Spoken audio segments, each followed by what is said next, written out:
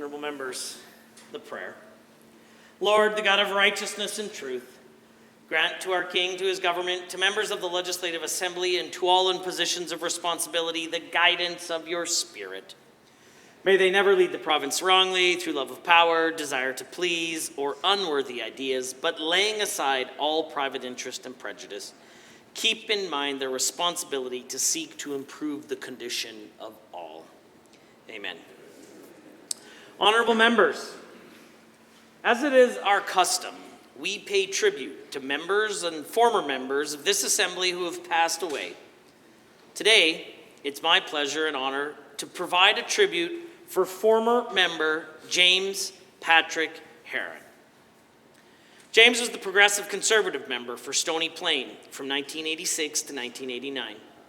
Mr. Heron was raised and educated in Stony Plain, the area where his grandparents homesteaded.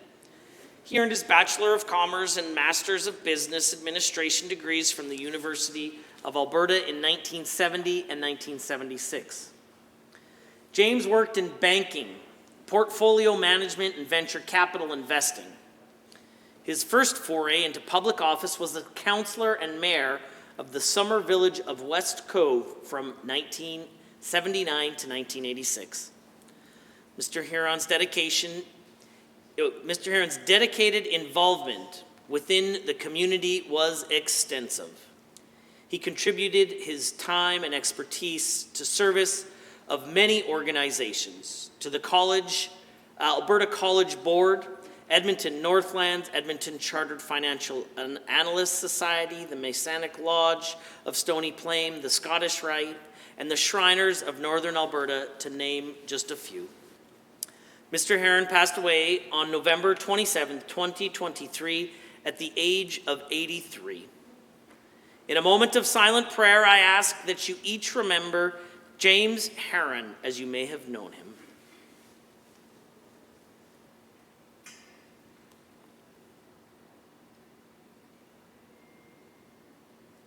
Rest eternal, grant unto him, O Lord, and let light perpetual shine upon him.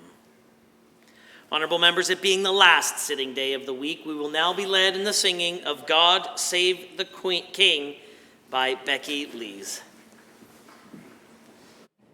God save our gracious King, long live our noble King. God save the King, send him victorious, happy and glorious, long to reign over us. God save the King. Honorable members, please be seated.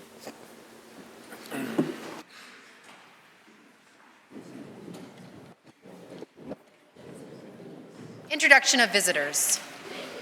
Well, honorable members, I have some good news and some bad news to share with you today.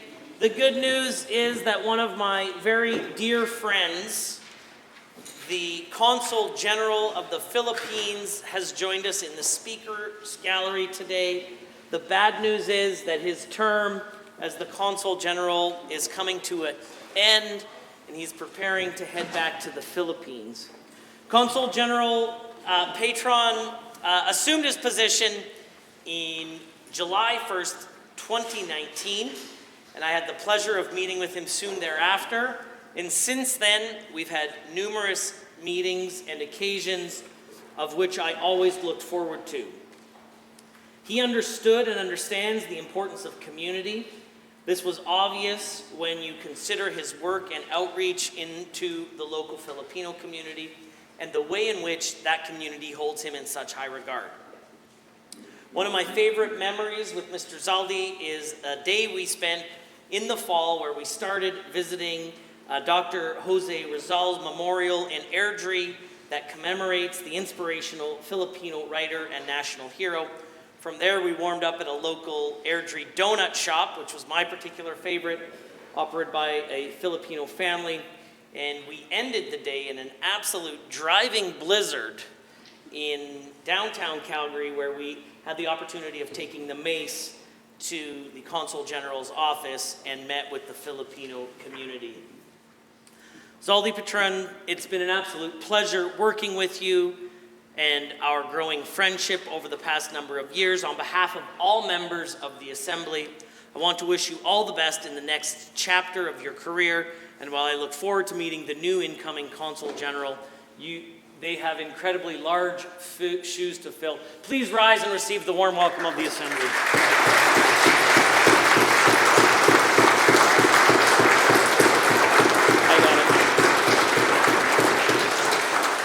Honorable members, today we pay tribute to former member James Huron. It's my pleasure to introduce the members of his family who are joining us in the Speaker's Gallery today. Honorable members, we will all know the great debt of gratitude in which we owe to the family members of those who have served or our own family members who support us as we serve.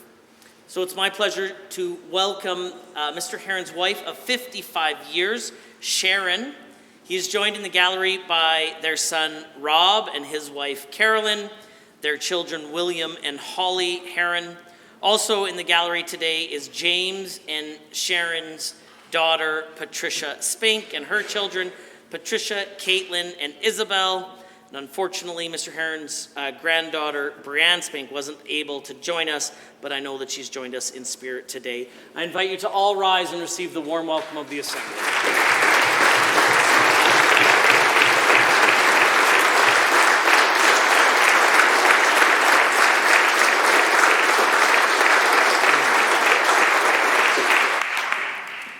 Introduction of guests. Lastly, honorable members, for me, we're joined by a number of new staff of the Legislative Assembly Office today that are participating in their orientation, which explores the legislative and budgetary committee process, enabling each participant to apply their knowledge into their new role in the LAO. I invite you to please rise and receive the warm welcome of the Assembly.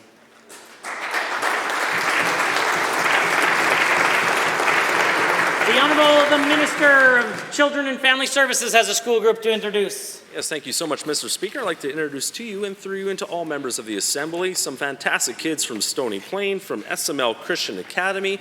Please rise and accept the warm welcome of this Assembly.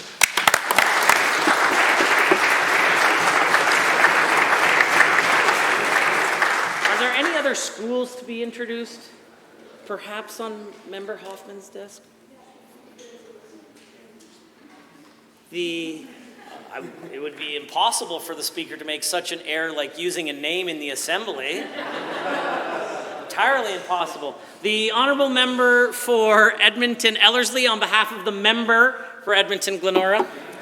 Mr. Speaker, through you to all the members of the Assembly, we welcome 66 students from Edmonton Christian West School.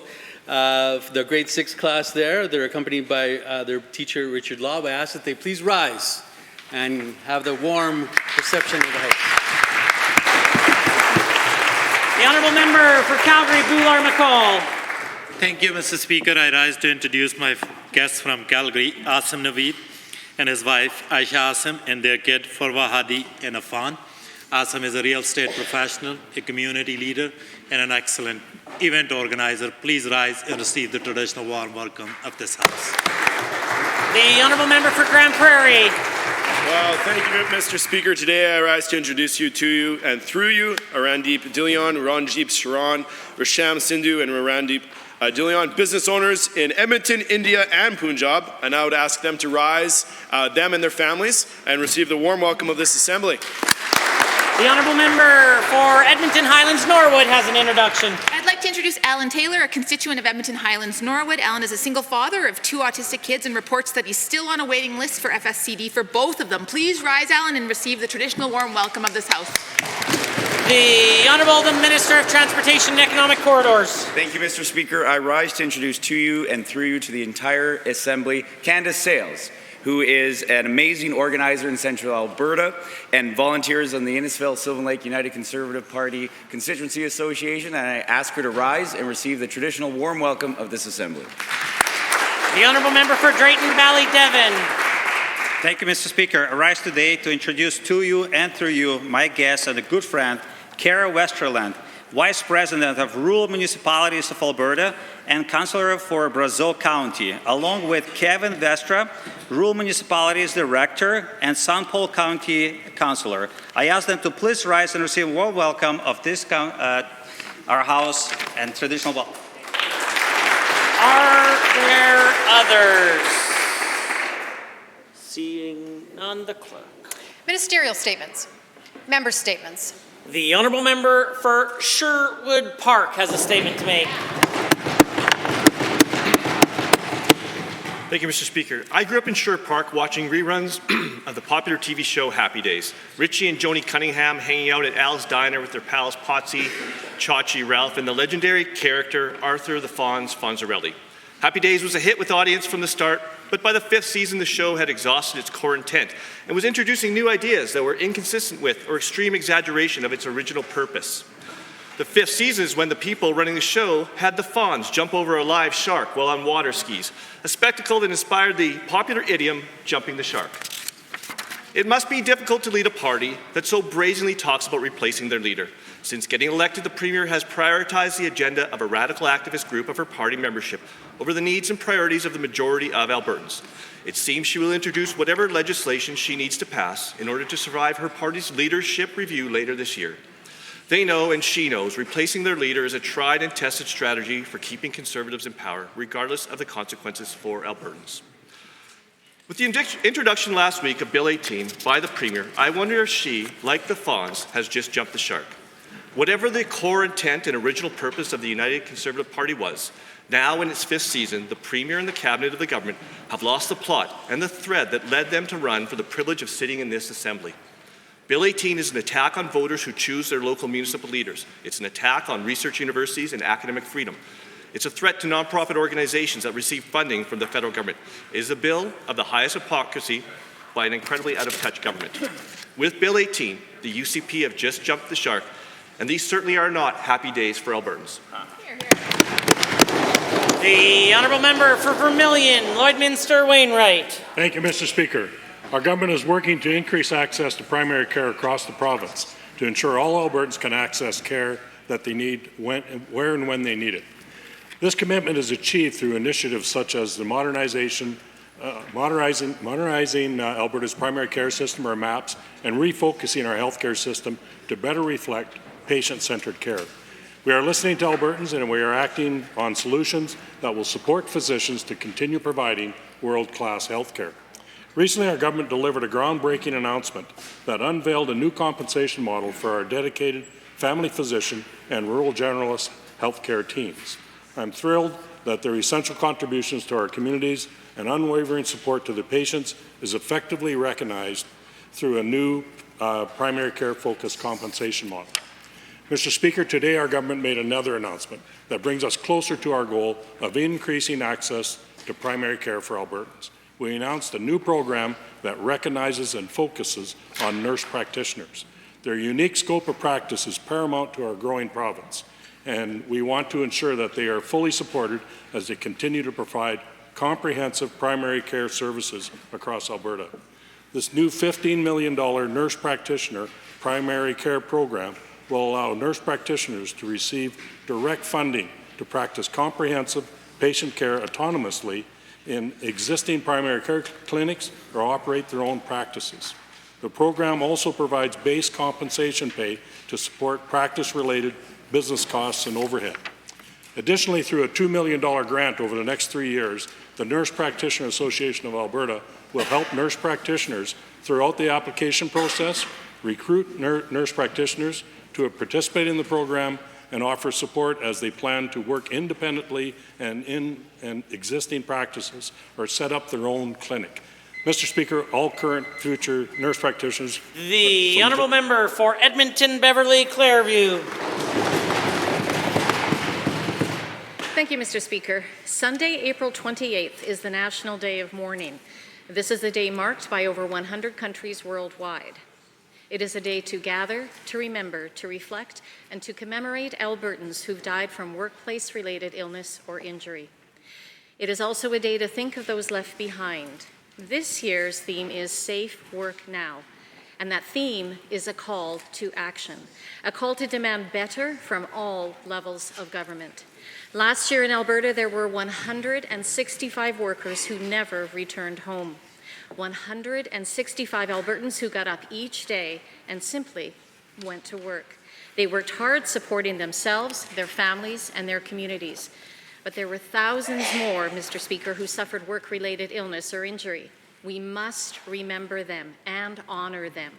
And in a year which marks the 20th anniversary of the Westray Law coming into effect, a law which was named for the 26 workers in Plymouth, Nova Scotia who were killed in the 1992 Westray mine explosion and disaster, this day, April 28th, provides an opportunity for all of us to not only remember those who were lost, but it also provides a chance for all of us to recommit to supporting stronger regulations and better enforcement of existing laws, to make sure we are not content with only the minimum of standards, responses, resources, training, or prevention.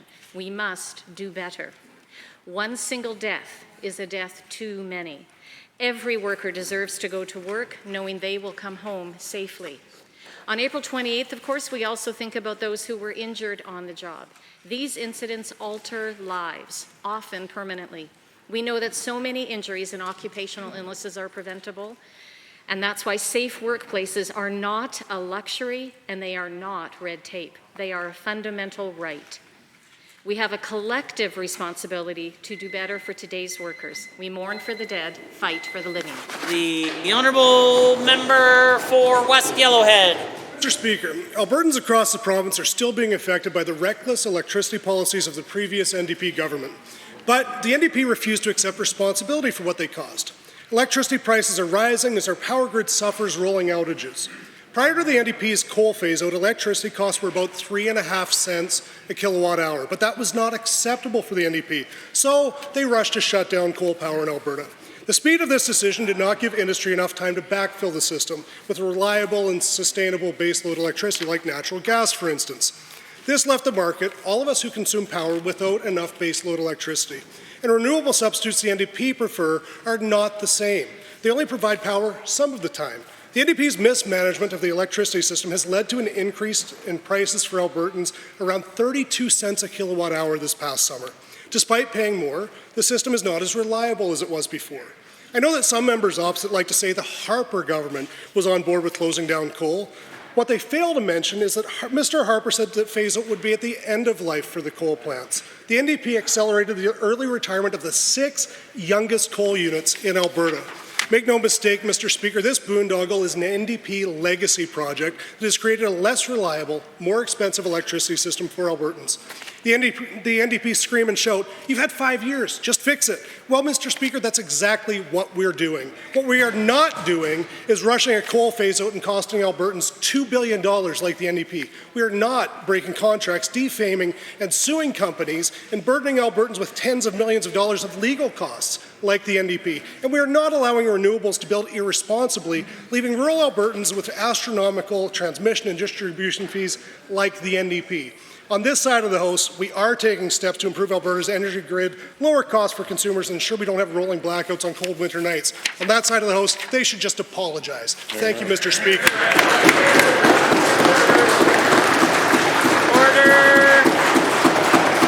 Order. The Honourable Member for Calgary-Edgemont has a statement to make. Some of my fondest memories as a child are of my mother reading me the Laura Ingalls Wilder Little House on the Prairie series of children's books. It was a fantasy land for me. My mother even made me a prairie dress with a bonnet. But even then, I was glad much had changed from the days of one-room schoolhouses, freezing in the winter and sweltering in the summer, and children having to trek outside to use an outhouse. My school was modern and it was comfortable. After touring some schools in my beautiful riding of Calgary-Edgemont, I wondered if the children were starting to identify more with the experience of these children in the storybooks than in my own. One school had children crammed into a portable, freezing in the winter and boiling the rest of the time. Like the kids of the past, they have to trek across the field to use the washroom, regardless of the weather.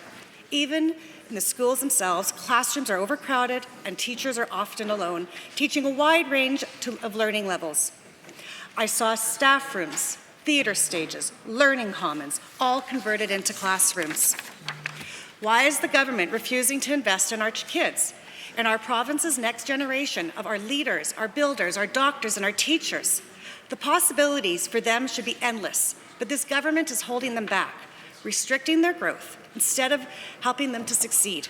Mr. Speaker, it's heartbreaking that Alberta students are being funded at the lowest level in Canada. These children are our future, and they deserve so much better from their provincial government. Honourable members, the time is now 1:50, and that makes it oral question period. And the honourable member for Edmonton Millwoods, the official opposition House Leader, has question 1.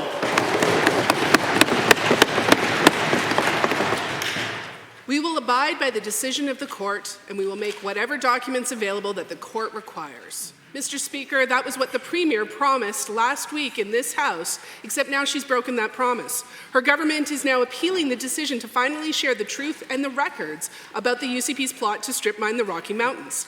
To the Premier, the Privacy Commissioner, the courts, and even the Premier herself have said the documents should be released. So why is your government still fighting so very hard to hide them from Albertans? The Honourable the Premier. Thank you, Mr. Speaker. Trust me, we are more than happy to release the documents because it's way more damning for the folks across the aisle than it is for our government, and I think people will see that that is the case. What had happened in the process of the FOIP request is that there were too many documents that were redacted. The court then said release everything without going through and making sure that you're not releasing confidential information. We're doing a second pass through to make sure that there isn't private information, isn't anything that will move markets, isn't anything that is cabinet advice. And when that is done, all the documents will be released as the court requires. The Honourable Official Opposition House Leader. When this government took office, they could hardly wait to scrap the Rocky Mountain protections the NDP government had brought in so that they could start their backroom scheming to mine the eastern slopes for coal. Albertans have spoken out. The UCP claimed they stopped, but they have not stopped secretly scheming. On this issue, the UCP have been told over and over again, it is time to come clean. Mr. Speaker, I understand that these documents have been held for months at this point. Why will the government not release them? Why are they continuing to appeal court decisions to keep this information from Albertans?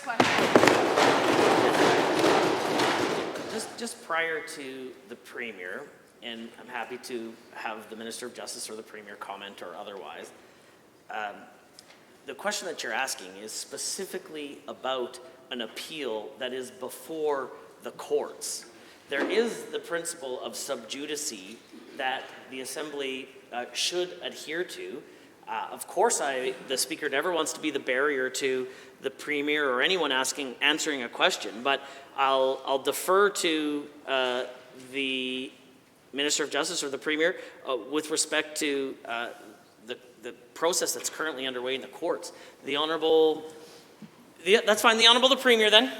Thank you, Mr. Speaker. Look, we went through the court process. They've identified a number of documents that we have to do a second look at to make sure that we are not violating any secrecy or cabinet secrecy or any of the oath of office that we took or anything that falls within the FOIP legislation. So as we go through that process, we'll be releasing documents. A large number will be released in the next couple of days. Another group will be released in the next couple of weeks. And then the Minister of Justice is going to appeal a very small number of documents. The Honourable, the Official Opposition House Leader.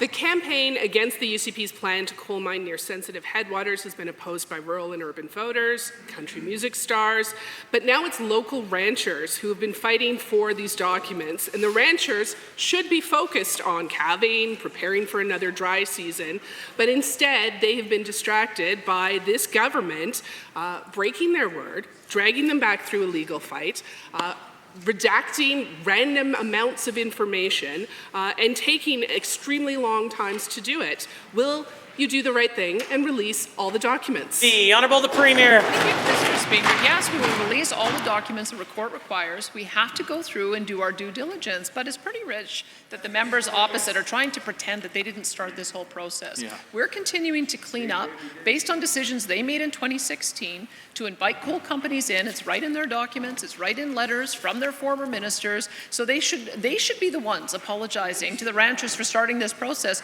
We are trying to find the right balance, and we're going to continue going forward to do that. You're here. The honourable member for Calgary Varsity is next. Albertans deserve high-quality, free health care, always. But right now, there are at least 40 clinics in Alberta charging membership fees for vital health services. This has to stop. Not only is it gatekeeping healthcare in a time of crisis from lower-income Albertans, members-only medicine violates the Canada Health Act. The Premier knows about these practices. So how much longer will Albertans have to wait for decisive action to be taken against all clinics charging membership fees? What are the timelines? The Honourable the Minister of Health. Speaker, we've answered this numerous times, but I'm happy to answer it again. With the Marty Loop Clinic last year, they were actually going to charge membership fees to have people jump the queue for insured purposes, Mr. Speaker. That is simply not allowed. We will not allow that. I can't be any more clear on that. And the audit that we're doing is to ensure that there are no other clinics that are in fact doing that. Mr. Speaker, we will make sure that membership fees are charged for uninsured products. The honourable member for Calgary Varsity. When some clinics charge membership fees, the whole system suffers as a result. Alberta lost over $20 million in federal health transfers because of some essential healthcare services being privately delivered. If the UCP had put a stop to members-only medicine, perhaps that money would be flowing into Alberta right now, or perhaps it will affect next year. So to the Premier, what are the impacts of this considerable loss of funding, and how much longer will Alberta's healthcare system need to be blocked from federal transfers because the Premier... The Honourable the Minister of Health. Mr. Speaker, I just want to clarify and correct the member opposite. I directed my department to investigate clinics that have a membership component to their services to confirm that they are not in violation of the rules and to verify that no clinics were charging for insured services. Mr. Speaker, those health transfers, yes, in March of 2023, there was $13,781 that were clawed back. But Mr. Speaker, as of this year already, we've received $20,450,000. The honourable member for Calgary Varsity. Albertans need family doctors, and they need these services free of charge. There was a time when this Premier looked Albertans in the eyes and promised she would never make them pay to see a doctor. But this government turned their back on Albertans because they willfully allowed 40 clinics to charge Albertans to see a doctor. Have they been closed, or has this been rectified? Today, the Premier has a chance to right these wrongs. Will she end once and for all members-only medicine in Alberta? Will this prevent further health transfers from being withheld? The Honourable the Minister of Health. Mr. Speaker, again, the member opposite is misrepresenting what is actually going on. The department so far identified over 40 clinics in the province that charge a membership fee for uninsured services while offering insured services covered under the Alberta Healthcare Plan at no cost to patients, Mr. Speaker. So they are following the rules. We are not saying that we are aware of any wrongdoing, but we are auditing to make sure that those clinics are in fact not charging for insured purposes, Mr. Speaker. Mr. Speaker, we're going to ensure that Albertans have the health care they deserve. Member for Calgary, Boular-McCall. The risk of wildfire is high across the province, including the Peace River region. Yesterday, 174 inmates were evacuated from the Peace River Correctional Centre due to wildfire. Local reports are that flames were meters from the facility, and the RCMP had to make a plan. The RCMP got buses from local school division to transfer inmates to detachments in surrounding communities until transfer to other remand centers could occur. To the Minister of Public Safety and Emergency Services, what standard practices and procedures are in place to evacuate correctional facilities in case of emergency? The Honourable the Deputy Premier has risen. Well, Mr. Speaker, what the member is saying is simply not accurate. First of all, I want to thank the sheriffs. The sheriffs working in conjunction, of course, with our correctional facilities. It was a very dynamic situation that they were facing in the Peace River area, I can tell you right now. And yes, they had to rely upon the RCMP in order to assist them. No difference than if the situation occurred in Calgary, in Edmonton, Lethbridge, Medicine Hat. They utilized the supports of the local jurisdiction in order to get these prisoners into a safe area, and that's precisely what they did, Mr. Speaker. So thank you to everybody. My apologies, honourable members, and for the benefit of Hansard, a point of order was noted at 1:58. The honourable member for Calgary, Boular-McCall. Inmates at remand centers are there to serve less than 2 years. The province is in charge of their safety and security, and they should not be left in the harm way till last minute. Their families have rights too, such as the right to know that their loved ones are not meters away from the fire with no plan in place. To the Minister, when were inmates' families notified of evacuation? Are they informed of their whereabouts, and are they able to contact them? If not, why not? The honourable member for Emergency Services. Mr. Speaker, fires, I don't know if they understand this, but fires are very dynamic situations, Mr. Speaker. They have winds that sometimes gust, and they change direction. I can tell you that the decision was made by the incident commander to evacuate that area, and that's precisely what happened. We utilize the sheriffs, which they do prisoner transport. We utilize the support of the local police area to make sure that we got everybody into a safe area, and now when it's safe to do so, we're bringing people back in, and everybody's being taken care of. The honourable member for Calgary, Boular-McCall. The government is pretending as if nothing happened. Asking a school division to transport inmates is unusual. Asking school bus drivers to transport inmates from wildfire scenario is even more so. It is not clear whether communities have been notified that they will receive these inmates. To the same minister, why was this left to the last minute when emergency response should have had a plan? And what steps will you take to ensure this never happens again? The Honourable the Minister of Public Safety. Again, Mr. Speaker, it is a little perplexing here to understand. First of all, I just want to thank sheriffs. I want to thank the correctional officers. I want to thank the RCMP. I want to thank all first responders that helped to make sure that these prisoners got to a safe location, Mr. Speaker. I can tell you these are dynamic situations, and you know what? Our first responders, our Alberta Emergency Management, our corrections facilities, our sheriffs, and our RCMP responded appropriately to make sure these officers are, and make sure that these prisoners were taken to a safe area, and they're going to be returned safely as well. The order, the honourable member for Calgary Foothills is next. Mr. Speaker, the government claims that post-secondary institutions will receive more federal funding with the passage of Bill 18.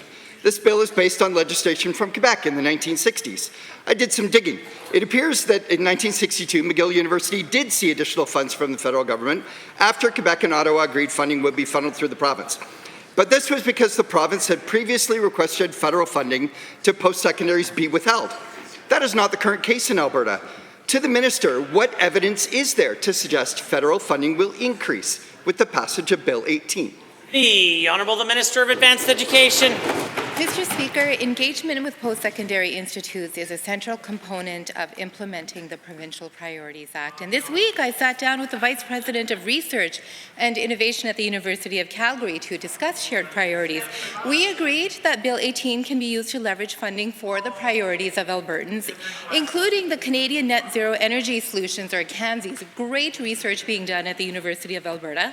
This includes research on hydrogen, CCUS, critical minerals, and more. And Mr. Speaker, this is an example of a provincial priority that Bill 18 will help identify. The honourable member for Calgary Foothills. Yes, research is conducted in the areas of health, natural sciences, engineering, social sciences, and more. And this research has and continues to lead advancements in core sectors to Alberta's economy, including oil and gas and agriculture. Research conducted by the University of Alberta and the University of Calgary contribute over $16 billion annually to Alberta's economy. Did the minister conduct a risk assessment to understand if Bill 18 ran the risk of losing key researchers, resulting in Alberta missing out on future economic opportunity? And would she table that if that does exist? The Honourable the Minister of Advanced Education. Mr. Speaker, I'm confident that Bill 18 will result in us getting more of our fair share of these kinds of research grants. And in my meeting with the U of A's VP of Research and Innovation, we discussed the challenges facing our province. I think it's really important to talk about the amazing research being done. Achieving net zero energy solutions requires a highly skilled workforce to implement new technologies. And that's exactly what our government has made investments in. We invested in over 3,000 apprenticeship seats across the province, which is going to support the work that is a result of this research. And we invested $225 million in targeted enrollment expansion. The honourable member. The University of Calgary, SAIT, and Mount Royal University each have aerospace programs key to landing the de Havilland investment. And Innovate Calgary received federal funding, but no provincial funding, to launch the Aerospace Innovation Hub, focused on aerospace research and startup development. Will the minister stand today and state categorically that there is absolutely no risk to federal funding to our post-secondaries for aerospace research and startups? And more, if that is the case, will she acknowledge that putting any federal research funding at risk is a risk to our economy? The honourable minister. Mr. Speaker, again, Bill 18 is going to give us the opportunity to actually uncover more information about the research done at our post-secondaries. The more we know, the more we can identify opportunities to partner with the post-secondaries. And again, there is tremendous research being done, and we will sit down with the post-secondaries to understand what they require, what their priorities are, and find ways to make sure that we're investing appropriately to make sure we're meeting that workforce development challenge that we're facing today. Here, here. The member for Calgary-Beddington is next. Thank you, Mr. Speaker. 1 in 4 CBE schools is operating at 100% utilization or higher. That means that 1 in 4 CBE schools have lost their library, or their art room, or their music room, or their staff room. Those spaces have been converted to classrooms. And overflowing classrooms are not the Alberta advantage this government seems to think they are. Over 7,000 new students chose CBE this year. Why is the minister starving this system of resources? The Honourable Minister of Education. Mr. Speaker, we're not doing that at all. We are moving forward with a number of construction projects in all corners of the province. It's imperative that we continue to build schools in our growing communities, and we'll be doing precisely that. With respect to the Calgary metropolitan region, we have 18 projects in the pipeline. Collectively, these projects will add about 16,000 spaces to help accommodate some of the incredible growth that we're seeing. Of course, I know the members opposite, when they were in government, they didn't have to contend with growth because they were driving people out of the province. The honourable member for Calgary-Beddington. CBE requested 6 new schools to provide 5,700 student spaces and only received construction funding for 1 new school, 600 student spaces. Only 12 modular classrooms were approved when 68 were requested, and we have no guarantees those 12 will arrive by September. Since this minister isn't building the schools that are needed for Alberta's largest school board, what is his plan for accommodating students? And in case this government hasn't realized, students can't learn in a design drawing. The Honourable Minister of Education. As it relates to the Calgary Board of Education, our plan is to move a number of projects forward specifically for that school division. In Budget 24, we provided construction funding for a new K-4 school in Evanston. In addition, we provided additional design funding for a new high school in Cornerstone, for an elementary school in Redstone, and for the modernization of the Annie Gale School, and as well planning funding to ensure the development of a new junior high school in Saddle Ridge. These projects that I've just mentioned are all priority projects for the Calgary Board of Education, and we are moving them forward. The honourable member for Calgary-Beddington.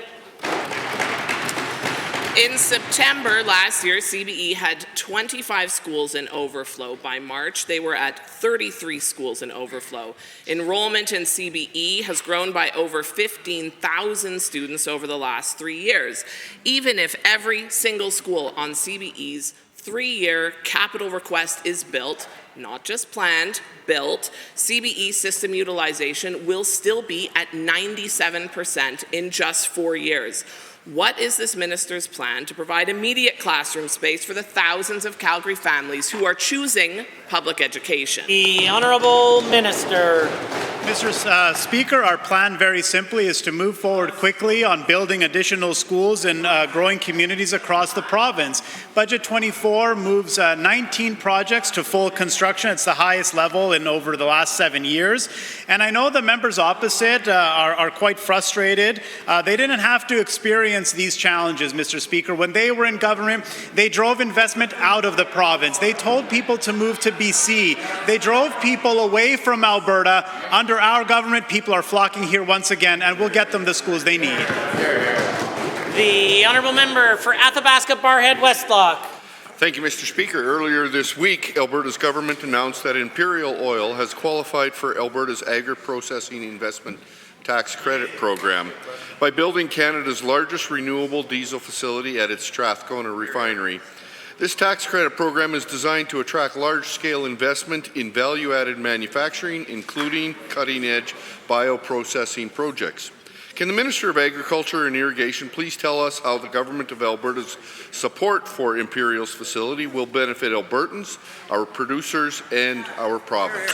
The Honourable the Minister of Agriculture and Irrigation. Well, thank you, Mr. Speaker, and thank you to the member for this great question. This truly is a cutting-edge project. When production begins next year, Imperial's new facility will utilize blue hydrogen to convert biofeedstocks like Alberta canola into renewable diesel, producing 20,000 barrels per day, with 75% of the feedstock coming from right here in Alberta. Nice. This project is creating about 600 local construction jobs and hundreds more through investments by business partners. Mr. Speaker, this facility is the first of its kind in Alberta, the largest in the country, and proves that Alberta is a global leader in ag. The honourable member for Athabasca Barhead Westlock.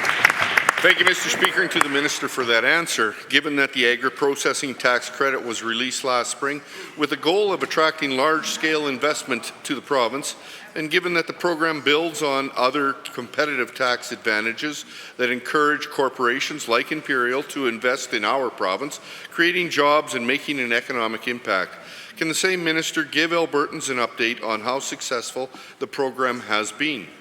The Honourable the Minister of Agriculture and Irrigation. Well, thank you, Mr. Speaker. Since the government launched our agri-processing investment tax credit, we've already received 11 applications. So far, we've announced 2 qualifying companies, the Little Potato Company and Imperial, with more to come soon. The tax credit is ensuring that we maintain a competitive edge over other jurisdictions, and we continue to attract investment through that. Mr. Speaker, the bottom line is that we're driving innovation and growth in the province's agri-food processing and bioprocessing industries, growing our economy, creating jobs, and providing new markets for Albertans here. The honourable member. Thank you, Mr. Speaker, and thank you again to the Minister for that answer. Given that Alberta is known as a global leader of innovation for value-added products in the agricultural sector, and given that the opportunities in our agri-processing industries are endless, can the same minister tell the House how companies can benefit from participating in this program? Good question. The Honourable Minister. Well, thank you, Mr. Speaker. Alberta is the preferred destination for large-scale agri-processing investments. We have the lowest corporate tax rate in Canada at 8%, and this program is building on Alberta's economic advantage, offering a 12% credit on capital investments of $10 million or more. Our investment team here in Alberta also helps firms in setting up operations, providing connections to supply chain partners and programs, and providing regulatory guidance. If you're planning on building or expanding, I would say the time is now, and I encourage you to go to alberta.ca to find out more. The honourable member for Calgary-Currie. A few months ago, myself and several of my NDP colleagues attended an event to raise money for Stonewall Recovery. When it reaches its campaign target, Mr. Speaker, Stonewall will be the first addiction treatment centre in Canada dedicated to serving members of the 2S LGBTQIA+ community. I was stunned to learn that nowhere in Canada does a place like Stonewall exist, so what better place for the first to be built than here in Alberta? My question is to the Minister of Mental Health and Addiction. Will he support Stonewall Recovery with the supports it needs to achieve their goal? The Honourable the Minister of Mental Health and Addiction. Mr. Speaker, every single Albertan deserves an opportunity at recovery, no matter who they are, where they come from, and we are going to continue to support all recovery programs that take people out of the deadly disease of addiction and bring them into recovery. And so we have an accreditation process. If Stonewall is a part of that, we're happy to fund any bed that meets that criteria. Honourable Member for Calgary-Curry. Given that there are significantly better outcomes when there is a dedicated space for 2S LGBTQIA+ folks, and given that there is real and documented lack of physical and psychological safety for members of this community in non-specialized facilities, and given that a 2020 National Institute on Drug Abuse report shows that the rate of substance use disorders of alcohol, opioids, and marijuana among LGBTQ individuals is twice that of the overall population, why do sexual minority groups get zero mention in the Alberta Recovery Model, any recent annual report by this ministry, and or the 2024-25 business plan? The Honourable the Minister of Mental Health and Addiction.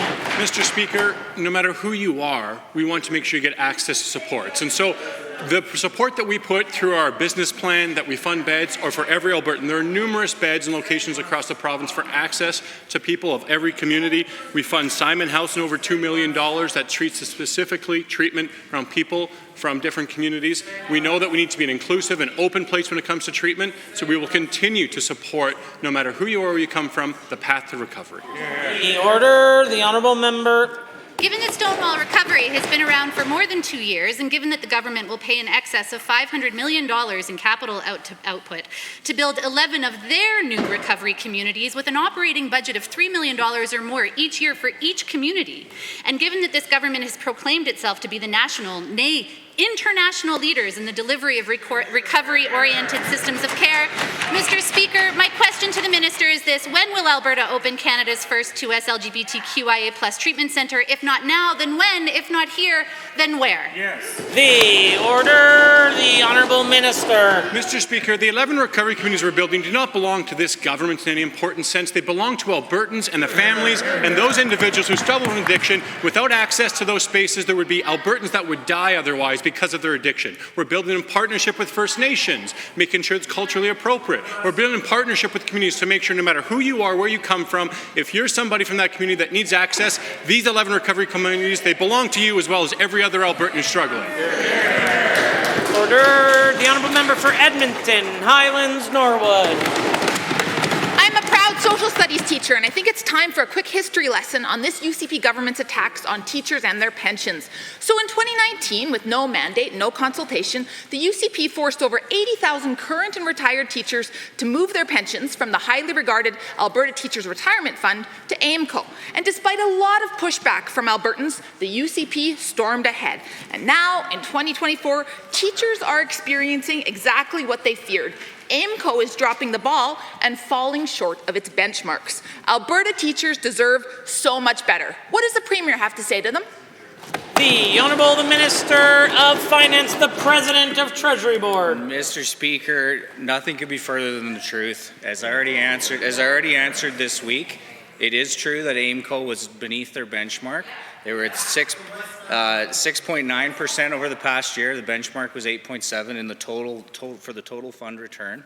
The challenges with the commercial real estate portion of the portfolio.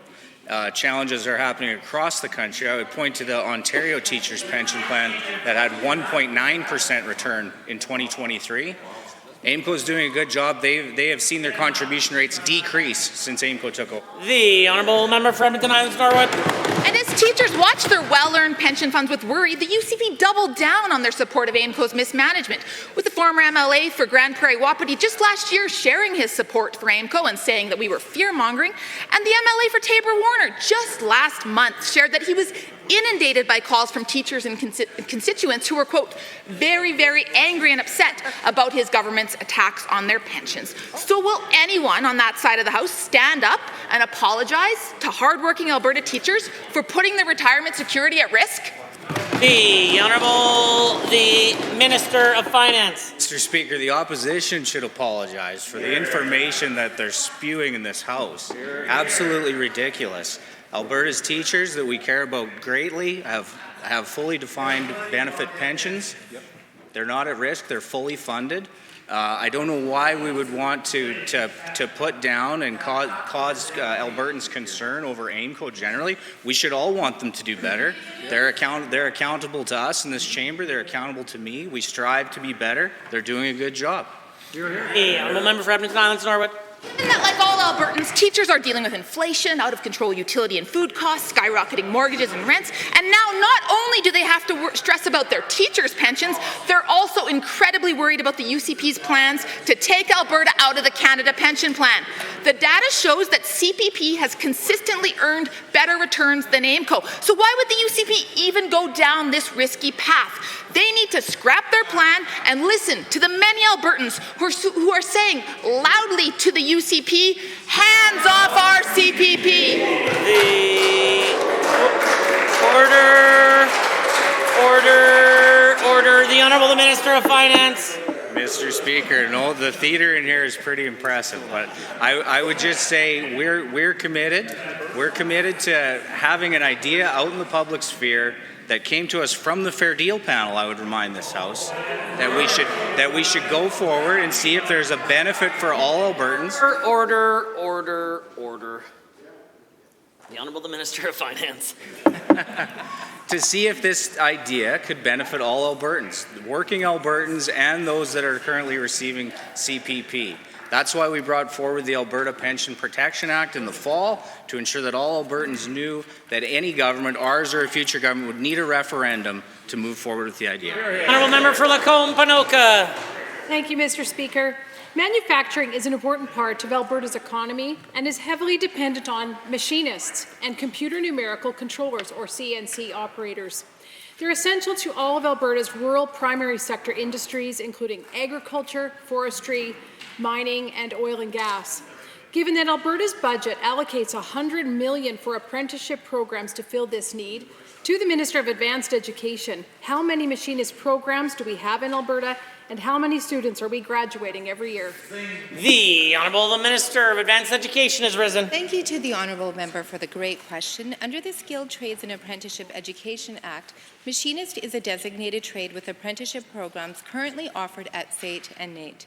In 2023, there were 254 apprentices enrolled in machinist classroom instruction, and 57 graduates were issued machinist journey person certificates, an increase of 21% from 2022.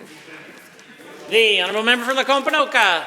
Thank you, Mr. Speaker. Given the shortage of machinists is really hitting home in local constituencies across rural Alberta, like Lacombe-Panoka, and given the manufacturer near Clive, Alberta, Redondo Industries, has had an opening for a machinist position for over 6 months, and given that machinist programs are currently being taught out of Calgary and Edmonton, when such programs could easily be expanded to smaller cities located closer to the employers they serve, to the same minister, is the government moving to expand machinist certification to more rural post-secondary institutions? Honourable Minister of Advanced Education. Mr. Speaker, we recognize that students pursuing education often face unique challenges.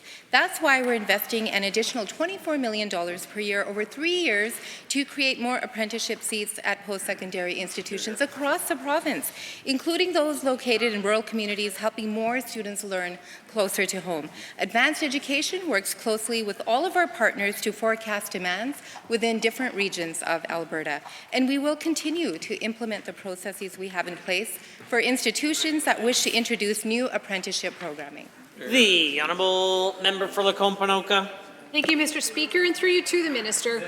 Given one such business currently is requiring a machinist and has been waiting 6 months already, yet received 50 applications for a welding position in 1 week, and given that machinist positions are not the only ones in demand in the trades industry, and given that the Business Council of Alberta reports that over the past 5 years, the growth in job postings in the trades are far outpacing our record population growth, to the Minister of Jobs, Economy and Trade, how are we meeting the growing need for machinists in our trades industry? The Honourable the Minister of Jobs, Economy and Trade. Thank you, Mr. Speaker. Thank you to the honourable member for the question. As the Minister of Advanced Education just highlighted, we're making record investments into seats in the skilled trades, and we're going to do more than that, Mr. Speaker. We're going to esteem the trades in the K-12 system. We're going to launch a national advertising campaign to attract even more people to our province so that there's more journeymen for more apprentices to meet the growing demand for jobs in the trades. Thank you, Mr. Speaker. The honourable member for St. Albert has a question.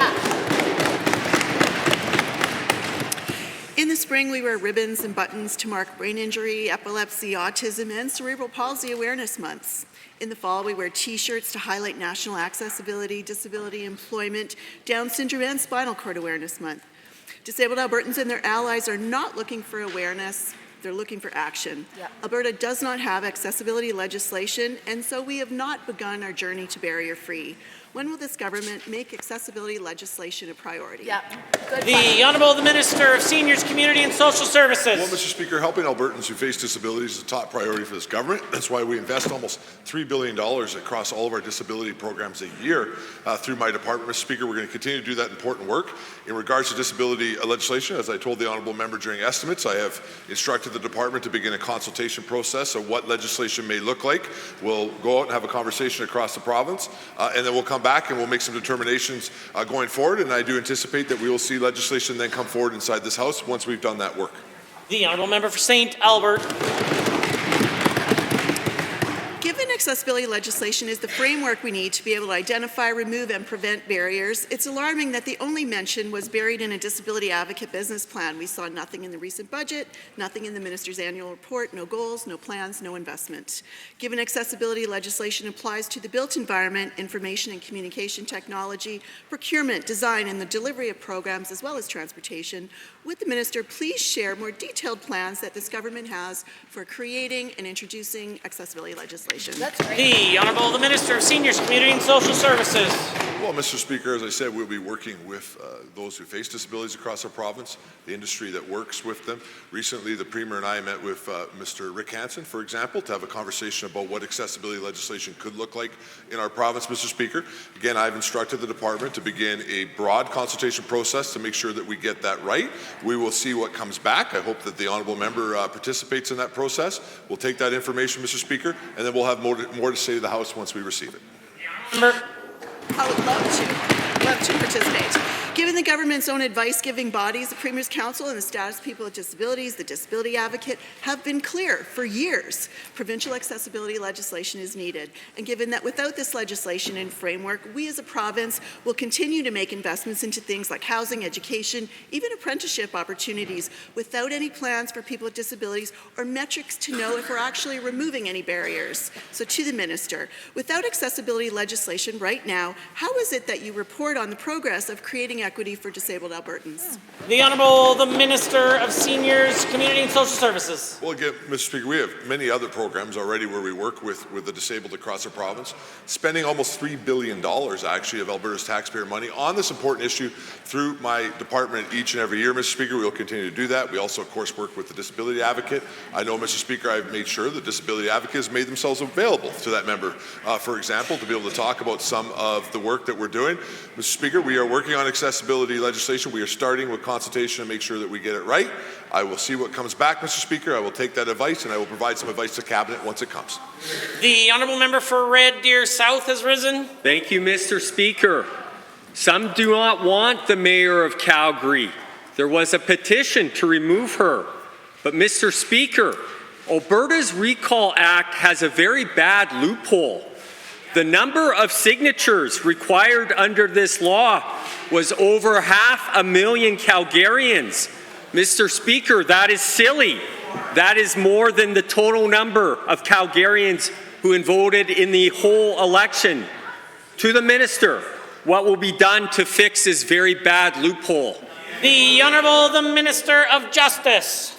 Speaker, thank you to the member for his advocacy on this matter. As publicly elected officials, we are absolutely accountable to Albertans, and we know that on this side of the House, Mr. Speaker. We passed the Recall Act to ensure that Albertans could hold public officials accountable, not just during elections, but at any time throughout the course of the 4 years between when they vote. Albertans have told us time and time again that they want a greater say in what is happening, and not just once during the polls every 4 years. I stand before this Assembly to once again assure Albertans that we are listening and we will look into this along with the Municipal Affairs Minister. The honourable member for Red Deer South. Given the Citizens Initiative Act also has a very bad loophole, given it is good to listen to Albertans for a new law or to amend an existing laws, we want that in Alberta. Given this referendum law has silly thresholds and timelines that make it virtually impossible to ever have a vote on a citizens' initiative. To the Minister, what will be done to fix this very bad loophole in this other law? The Honourable Minister of Justice. Speaker, Alberta's government recognizes the need to improve the Citizens Initiatives Act to make sure that Albertans all across this province have a meaningful and effective platform to voice their concerns. The Citizens Initiative Act is just one way that Albertans can participate in the legislative process, and we want to ensure that the Act is achieving what it is intended to do. We're currently reviewing legislation and exploring options to streamline the process and increase the effectiveness of the Citizens Initiative Act to better serve all Albertans. Member.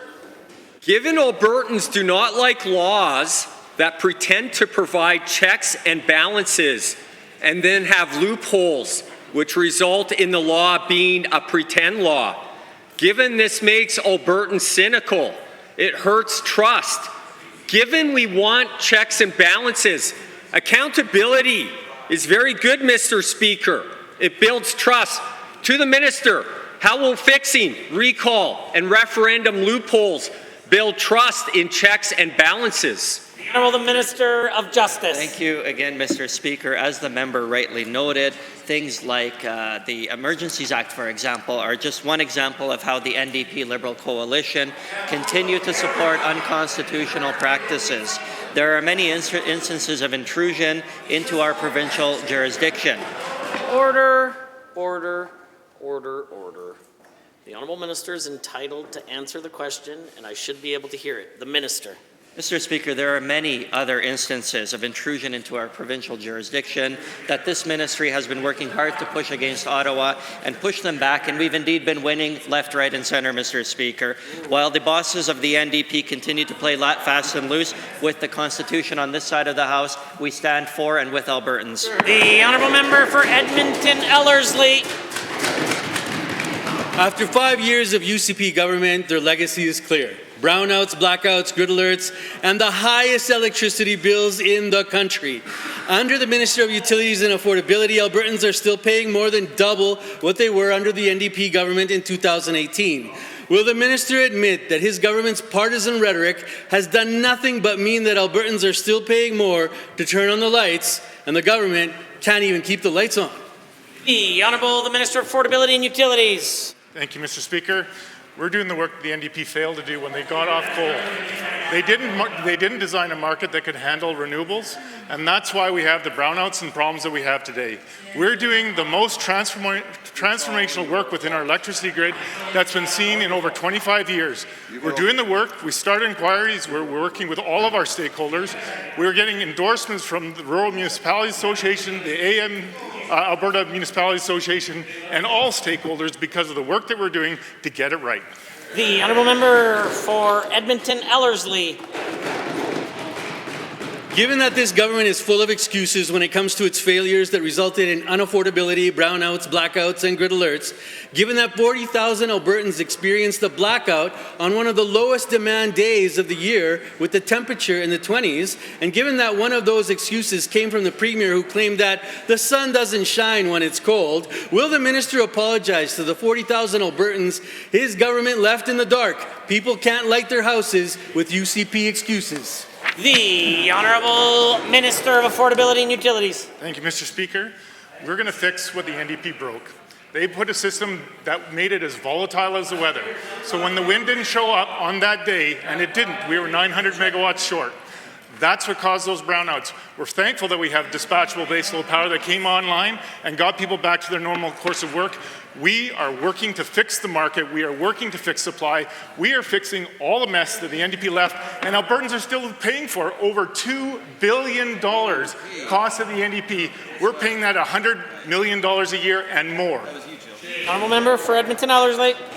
Given that the UCP refused to act on these unaffordable bills for years, with the Minister for Service Alberta proclaiming that he wanted to do nothing about climbing utility bills, and given any change comes way too late for Albertans who, after years of paying for the consequences of UCP mismanagement, are falling further behind, and given that many have told us about how they gave up meals or medication just to be able to pay for the heat and light their homes, will the minister apologize to these Albertans for the consequences that half a decade of UCP policy had and commit to doing better?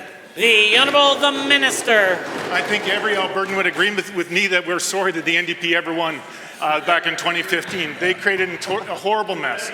We are still paying for that, but we are correcting the system now. We're very thankful that we have more dispatchable natural gas generation coming on this year. We will be back to a surplus situation.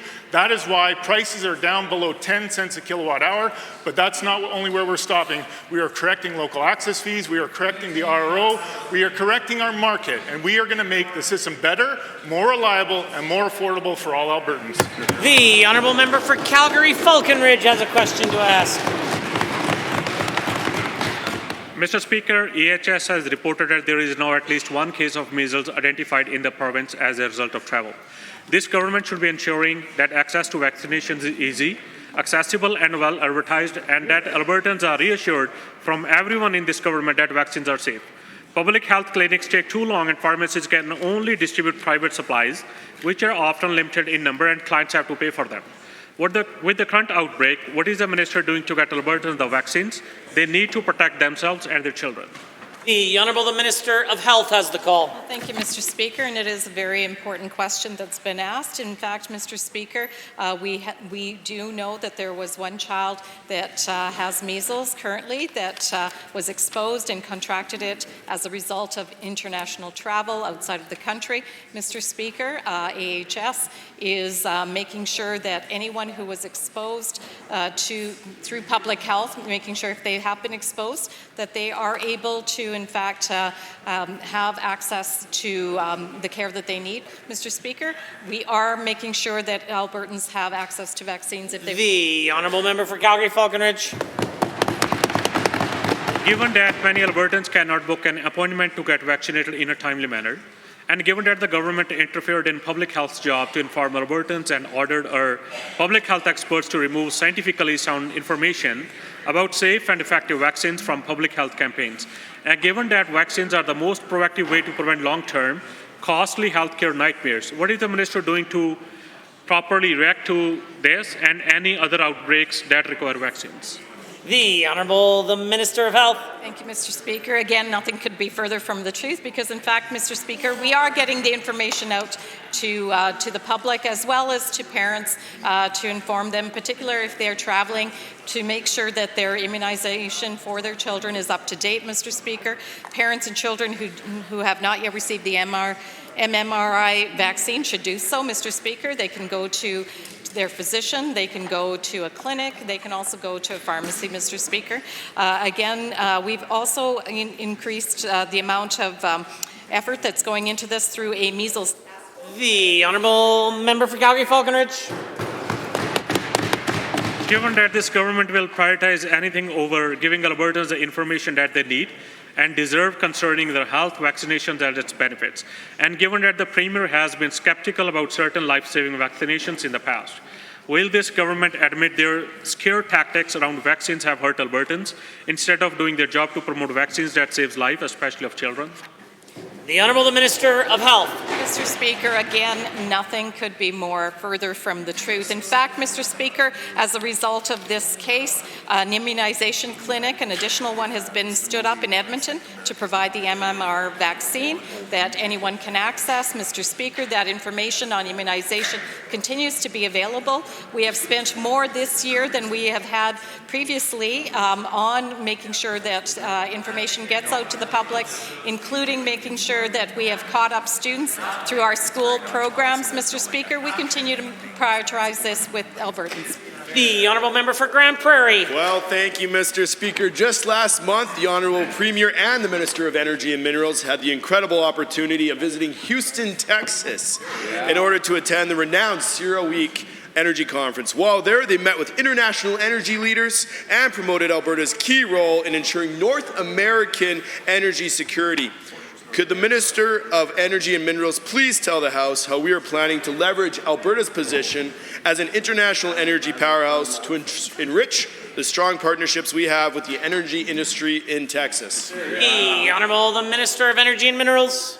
Well, it's true, Mr. Speaker. We did travel down to the United States, to Houston, Texas, had a great opportunity to meet world leaders, to meet people right across the entire spectrum of oil and gas, Mr. Speaker, and it's exciting because we have so many opportunities. We know that North American energy security is more important than ever before. We know that Alberta has the natural resources to share with the world to solve the issues of energy security, Mr. Speaker, and energy poverty that are happening around the world. And together with partnerships in Texas and other jurisdictions around the world, we can provide our energy, Mr. Speaker, at a low cost, affordable, and make sure we create thousands upon thousands of jobs for the honourable member for Grand Prairie. Well, thank you, Mr. Speaker. And given that Alberta's government is working with national and international partners to bolster our energy interests globally, and further given that this trip to Texas brought together both business leaders and government officials who work with the energy sector to advance energy security, could the Minister of Energy and Minerals please outline some of the key takeaways from his trip to Texas,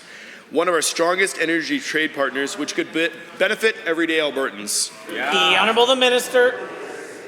Well, Mr. Speaker, it's clear that we're in a very good competitive position to offer our energy to the United States, just being next door and having all those opportunities to have pipelines going back and forth, Mr. Speaker. We know that transitional fuels like LNG can actually solve the world's problems. We can move away from coal. We can move away from what the NDP in Alberta and BC and nationally like to think of, Mr. Speaker, as the solution. That's coal, by the way, Mr. Speaker. We can move to LNG, we can make a better life for people, and we can do so in a more environmentally conscious way, Mr. Speaker. More Alberta. The honourable member for Grand Prairie. Thank you very much, Mr. Speaker. Given that the Alberta government's involvement with CERAWeek showcased our province's massive potential in the global energy sector, attracting international partnerships and driving interest to the great province of Alberta. And further, given that the continued advancement of Alberta's energy security was a top priority for this visit, could the Minister of Energy and Minerals please outline how this trip helped our government's efforts to support and expand Alberta's vibrant energy economy? The Honourable the Minister. Mr. Speaker, we do recognize the reality of energy and what's happening in the world. And we know, Mr. Speaker, that we can do better with a diverse energy mix that includes oil, gas, carbon capture and utilization and storage, and even SMRs. We have a premier and a government that is on the cusp of greatness in the world compared to other jurisdictions, Mr. Speaker. We are a leader in energy, and we can provide our energy to the world and remove the issues of energy poverty from those people that are so disadvantaged, Mr. Speaker. We can do it if we work together with other jurisdictions. Honourable members, that concludes the time allotted for oral question period. In 30 seconds or less, we'll continue with the remainder of the daily routine.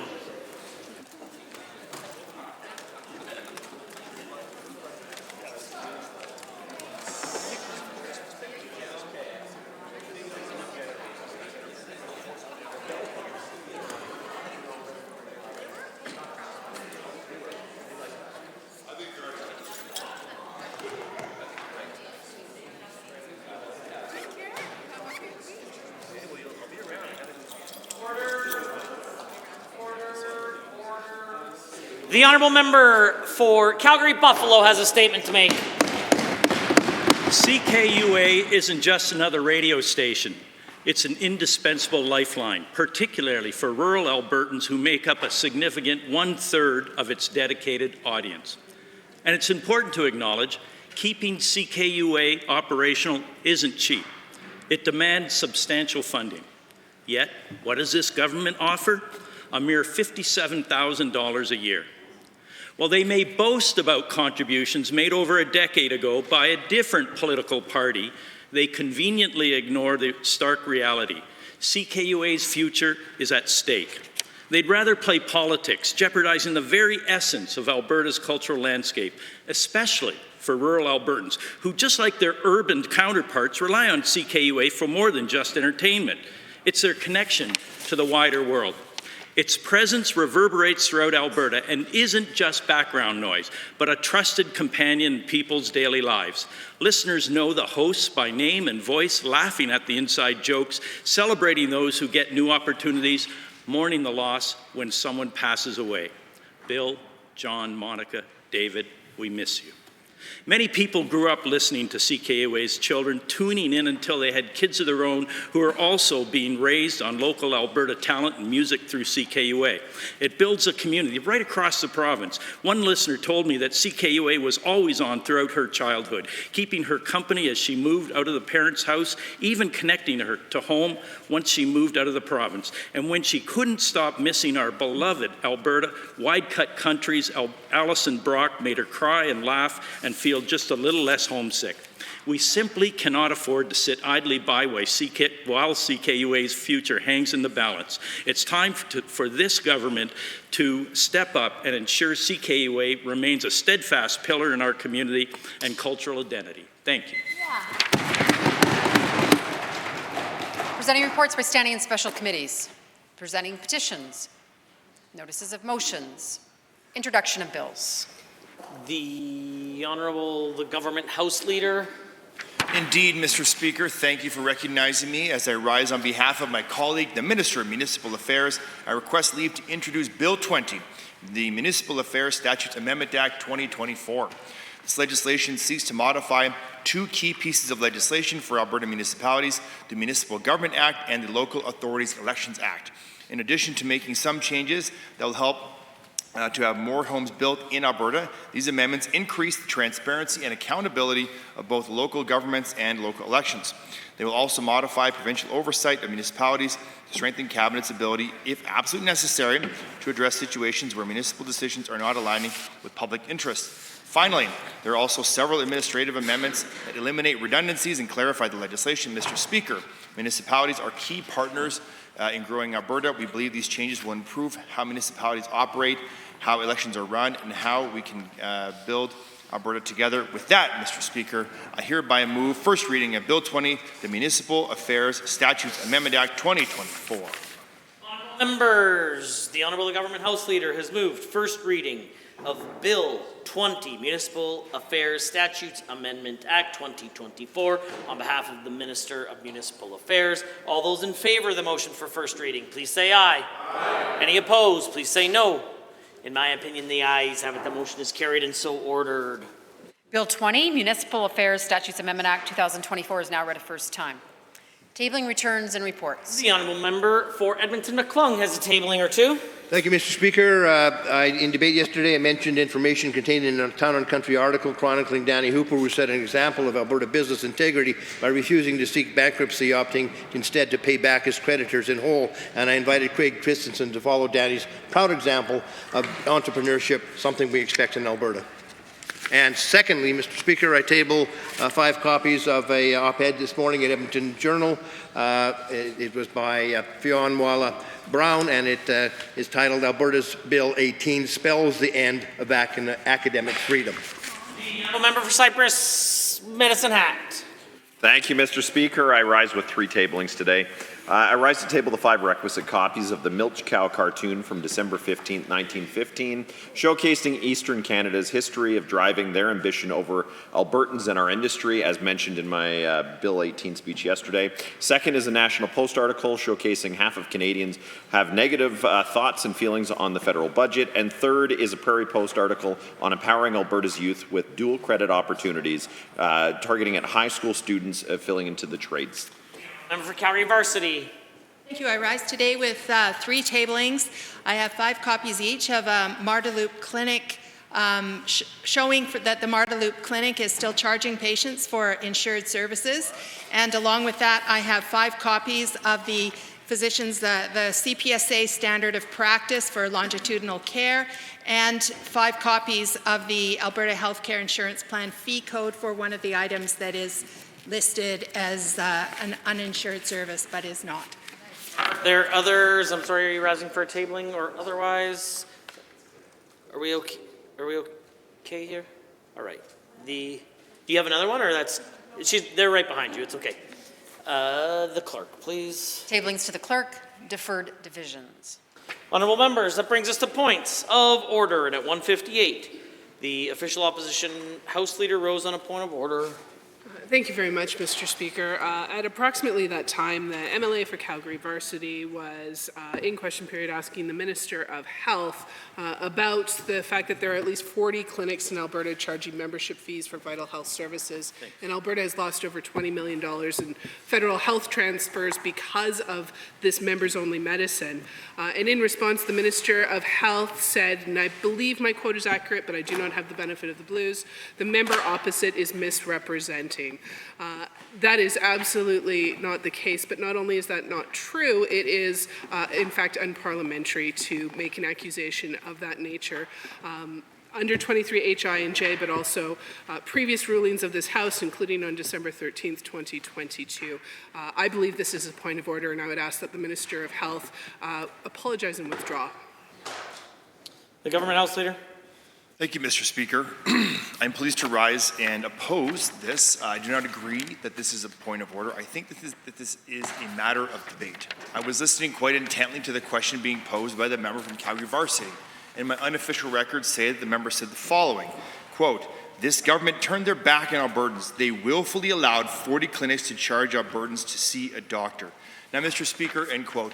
That member from Calgary Varsity is in fact a physician, as I understand it, and I'd be curious to know in the tablings of Calgary, from the Mardeloup clinics or any other clinics that are claimed to be the 40 that are willfully being allowed. Is there any record of the Minister of Health herself going into those clinics and allowing them to charge patients? Is there records of that, Mr. Speaker? I don't believe so.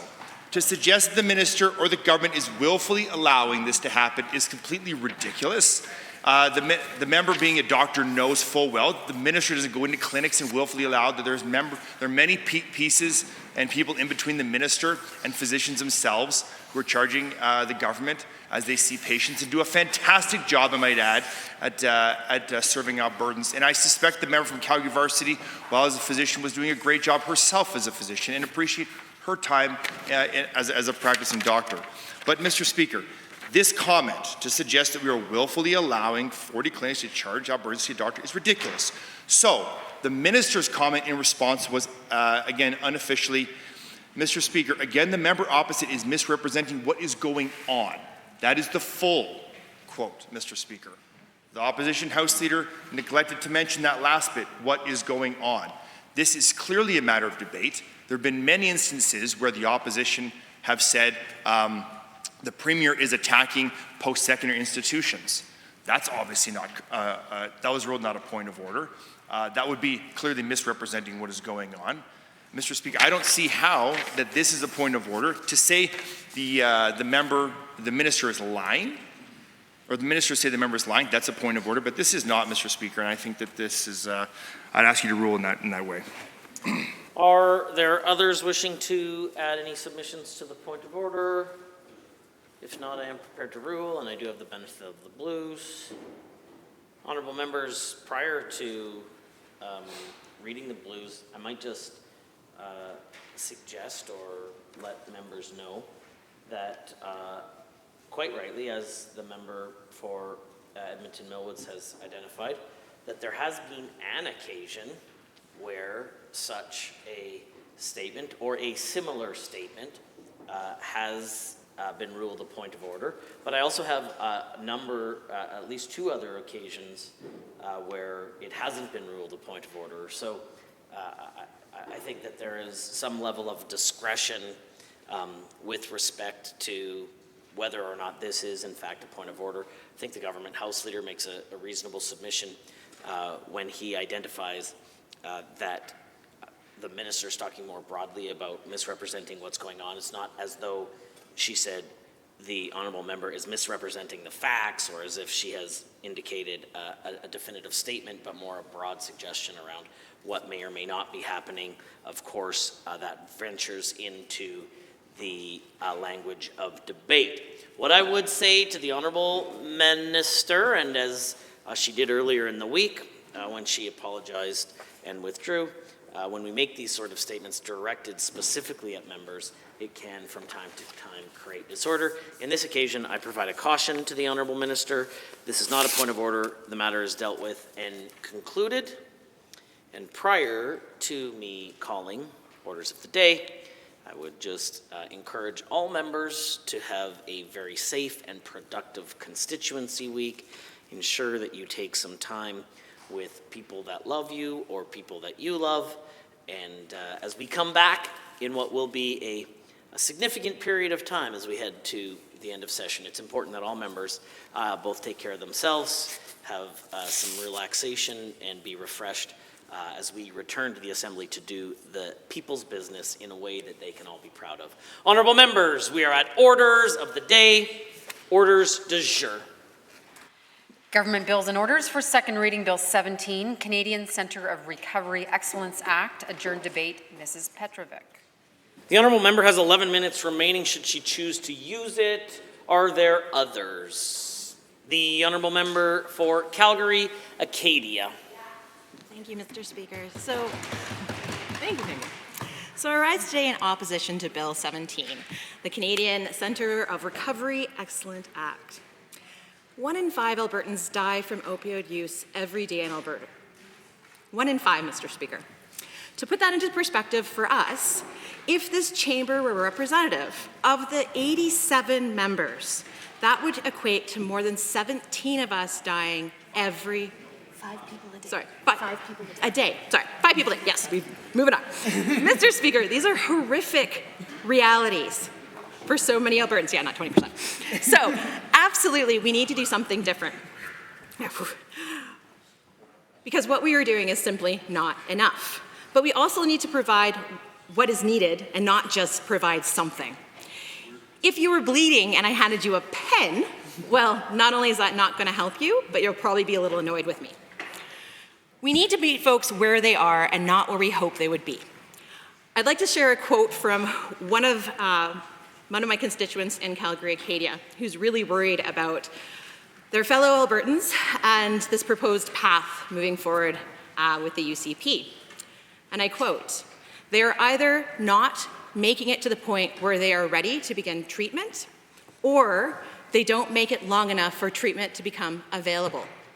And of course, Madam Speaker, this quote is referring to folks who use drugs, to fellow Albertans who we, as members of this House, are here to support.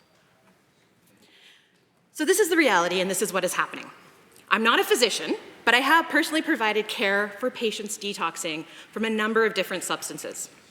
Some of these patients were adults, but most of them were babies. Babies who were exposed intrauterally. These babies, barely hours old, were going through withdrawal. Some showed withdrawal very quickly, while others take a little bit more time.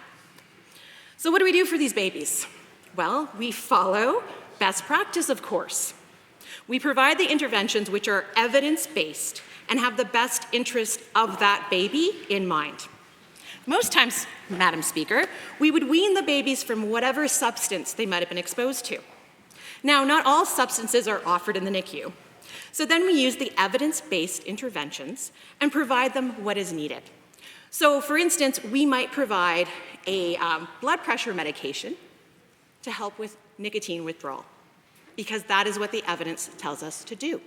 We might then add in skin to skin with a parent, because that also evidence shows that'll help both mom or dad and baby. Now, if we didn't follow the current evidence, we might have completely, unintentionally harmed these children, caused pain and suffering, more so than they're already experiencing, simply because we did not do our due diligence and we did not follow evidence as presented from our peers. Bill 17 provides a ridiculous amount of power to the Minister of Mental Health and Addictions. The Minister of Mental Health and Addiction has clearly stated a number of times here in this House that there are only 2 paths for addicts. Now, I'm not going to repeat them because they are incorrect. Can you you imagine that as a registered nurse, I decided to follow whatever my personal ideologies and my personal opinion and my personal experience to provide care for my patients? Mr. Speaker, Madam Speaker, can you imagine if healthcare workers could choose which patient they provided care to? Or worse, if healthcare workers based the care they provided on outdated methods and outdated ideologies? That would be awful, Madam Speaker. So many patients would go unserved, and so many patients would suffer. Madam Speaker, I am grateful that our healthcare workers' interventions and care are based on the most recent evidence. I am grateful to know that the care I have provided to my patients was the correct intervention, and that I helped and did not harm my patients. Now, Mr. Speaker, Bill 17, the Canadian Centre for Recovery Excellence Act, appears to follow the minister's misguided ideologies, focused only on research that reinforces the minister's bias. Now, this is not how research is done, Madam Speaker. Now, recovery is absolutely part of some folks' journey, and this is really important. However, not everyone is or will ever be ready for recovery, and we need to accept that. And we need to meet these folks where they are and provide them the care they need. Madam Speaker, have you ever witnessed someone withdrawing from alcohol? Madam Speaker, when detoxing from alcohol, if not all care is done correctly, that person can die. So yes, you bet, there are situations where we need to provide round-the-clock, careful weaning. And sometimes we have to give medications to prevent side effects of withdrawal, side effects such as seizures. Madam Speaker, this is one of my many issues with Bill 17. Every Albertan and every person's journey will be different. This proposes only one solution. And this will cause Albertans to suffer needlessly and simply because this government isn't following the current evidence-based research, because this government feels that they know best. Well, Madam Speaker, they do not know best, and they do not know better than the experts. Now, I'm sure the House is aware by now that a disproportionate number of Indigenous children and youth have died while in care of this government, or within 2 years of care from the government. Many from opioid use.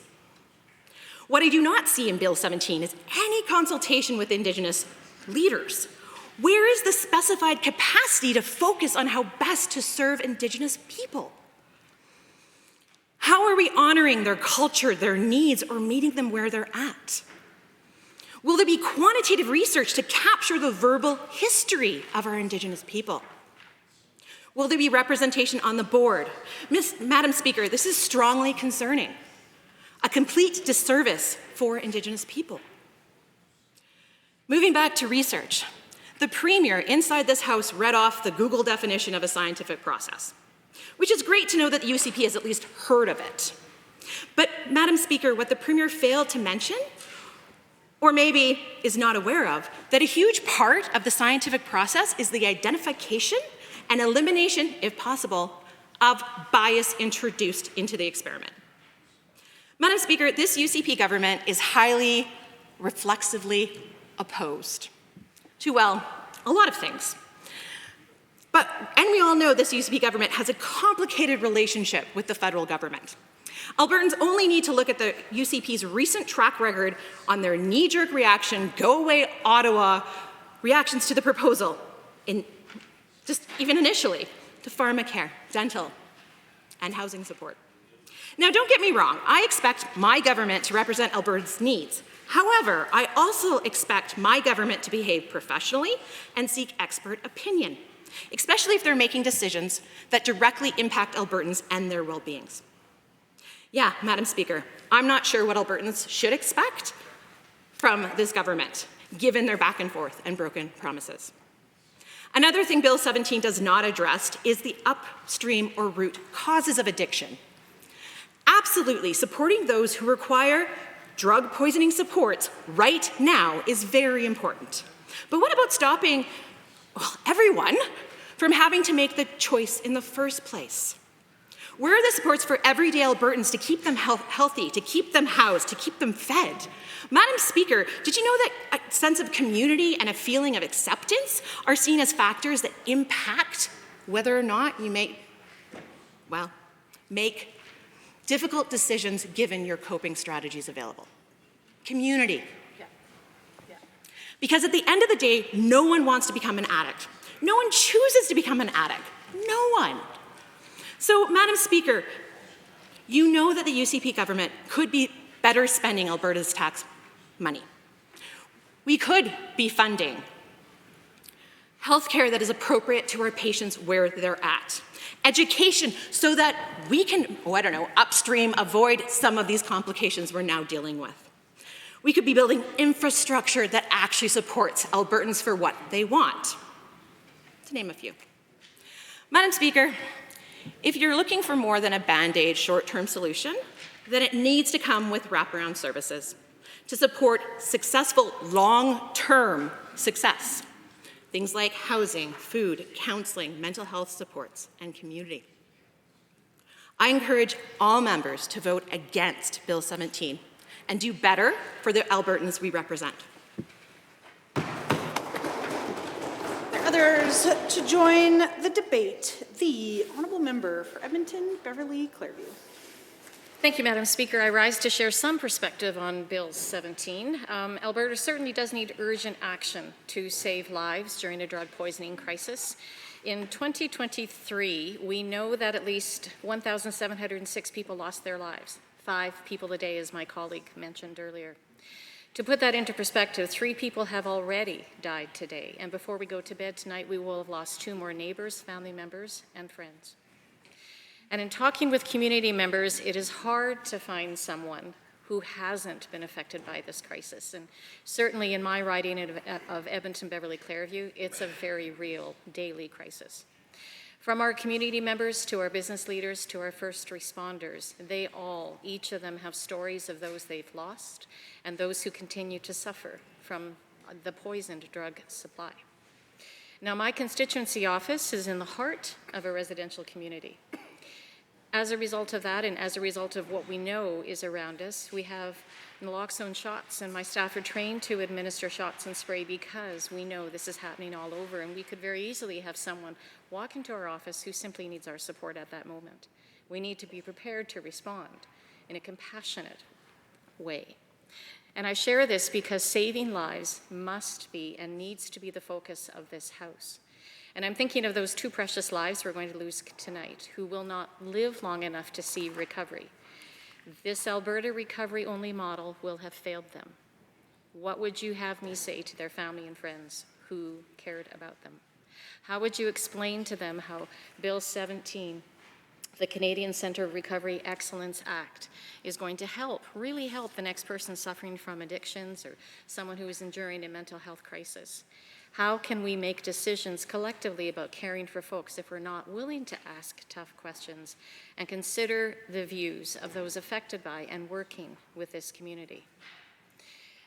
What I believe, to begin with, is that the bill has massive gaps. I have many, many concerns, and one of the first concerns is that it seems not to have a holistic approach to end this crisis. And I wonder how we're going to treat addiction so folks live long enough to recovery. And where exactly does mental health research, treatment, and ongoing support live? Where will that live in this new Crown Corporation?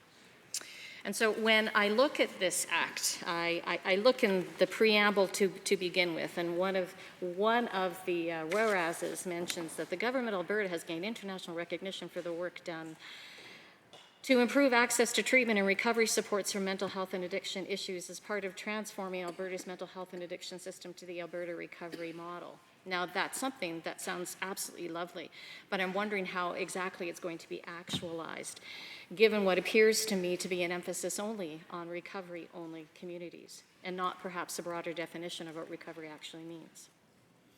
The next clause states that the Alberta recovery model, which adopts a recovery-oriented approach to mental health and addiction issues by developing evidence-based practices, conducting research and program evaluations, and informing the creation of evidence-based policies. I'm wondering again about this and how that might be actualized. What exactly in terms of this act is referred to as evidence-based practices, because one of my concerns is that it won't truly be evidence-based practices. It will be evidence-based practices, but only one tiny little perspective of evidence instead of the whole of evidence. All of that research that's come before us, all of that research that we know about today. Further, when you look at page 4 of the bill itself, there's a whole list of definitions. But in that definition, I don't see a definition of recovery. So I'm wondering, for the purposes of this act, what exactly does recovery mean? Is recovery just this one-size-fits-all? Does it only refer to the process? Or is it a continuum upon which people journey? Under the mandate and activities, it talks to how it will be conducting and supporting research, evaluations, and innovations related to mental health and addiction issues, and then will provide advice, information, reports, and the results of that research and evaluations to the minister. And while I certainly appreciate the fact that it speaks to supporting research, evaluation, and innovation, and as a result will provide that advice to the minister, I'm wondering where and exactly how this research will come from. Will it come from current Canadian research entities or initiatives? Will it come from universities, our academic institutions? Will it come from elsewhere? I also wonder, when it talks about supporting the provision of services to individuals in Alberta with mental health and addictions issues, I wonder again exactly what that will entail, because my read of this is that it's more about a one-size-fits-all approach to recovery and less about mental health overall, less about the protection of folks, less about prevention of mental health initiatives, less about what happens when someone is engaged in a mental health crisis. When I look further down on page 5 of the bill, it talks about monitoring and analyzing information and evidence related to mental health and addictions issues. Again, it talks about conducting and facilitating research and evaluations with respect to a whole bunch of things. But again, given the focus that seems to be prevalent in a whole bunch of places, in statements made by the minister, in the refocusing initiative of Alberta Health, given that focus on only inpatient recovery beds, I'm concerned that this won't lead to a greater appreciation of what recovery actually means and the treatment options that should indeed be offered to folks. I worry that limitations will simply be the norm. And when I couple that with Bill 18 and what's coming in Bill 18, I really do suspect this is more about finding evidence that meets a particular bias rather than finding evidence that's actually evidence-based.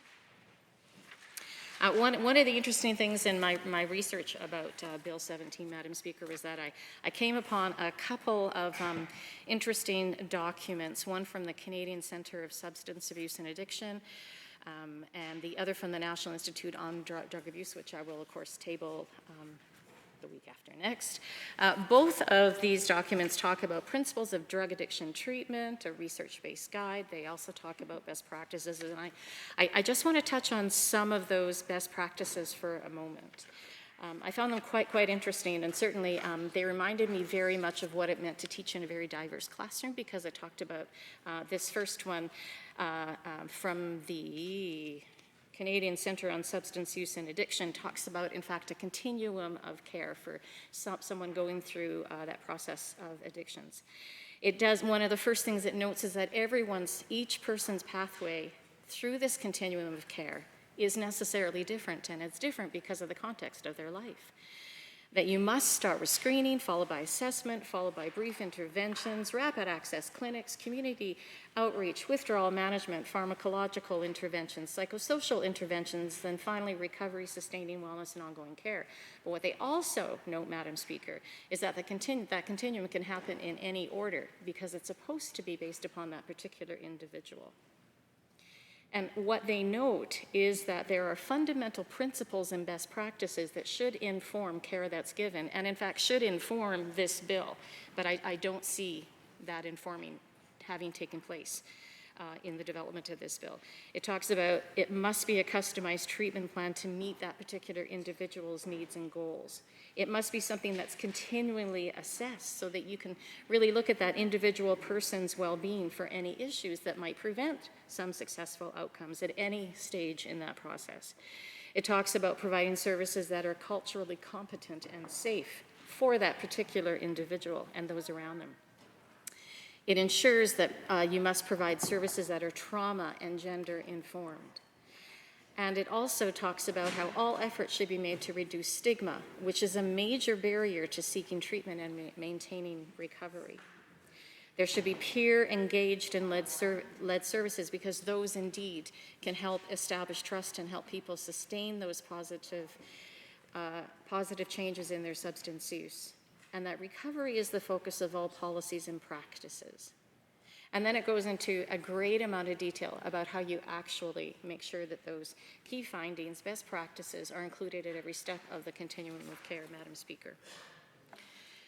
Based upon the information from the National Institute on Drug Abuse, which really simply, it's not a widely based one. It isn't just about recovery. It really speaks primarily to principles of drug addiction treatment. It is, however, a research-based, evidence-based guide for folks who are involved in the process of supporting and helping people. They have a list of 13 principles of effective treatment. And again, I don't see any sort of evidence that we can trust that some of these evidence-based principles of effective treatment will actually be something that CORE will actually be researching as part of its mandate.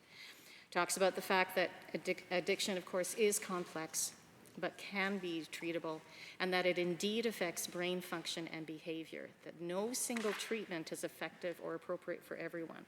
Treatment needs to be readily available, and that effective treatment must attend to the multiple needs of that individual, not just his or her drug abuse. In other words, we need to have a wide variety of wraparound services available for that person going through treatment. That person needs to remain in treatment for an adequate and appropriate period of time.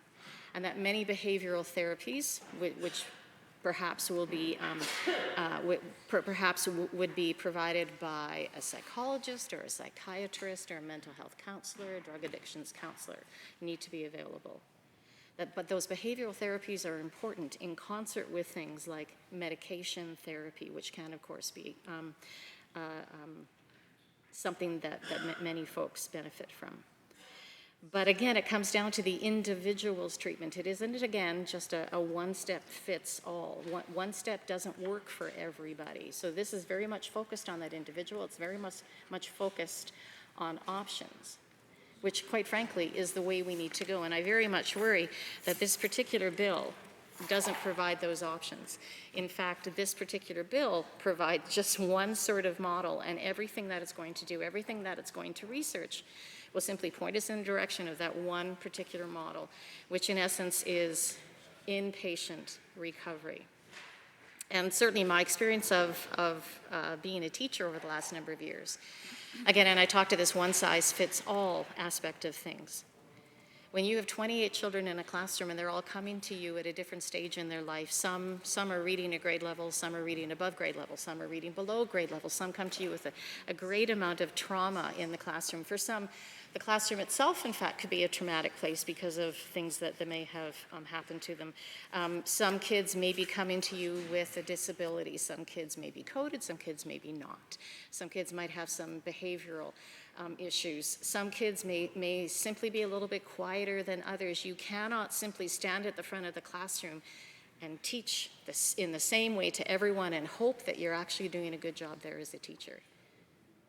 A teacher in that instance, Madam Speaker, needs to differentiate whatever that lesson happens to be. And that means you need to be paying attention to who those kids are at that moment. You need to be looking at that kid who's a newcomer and figuring out a way, first of all, to immerse them in English that's going to be meaningful to them. For that child who may have anxiety, perhaps they need headphones to kind of dull the noise in the classroom. Perhaps they need a quieter place to live. For that kid who has a little bit more of a complex thing going on mental health-wise, it may mean reaching out to parents, to guardians, to social workers, mental health experts, to psychologists, to see if you can kind of parse through things and then provide an individual plan that works for that one individual.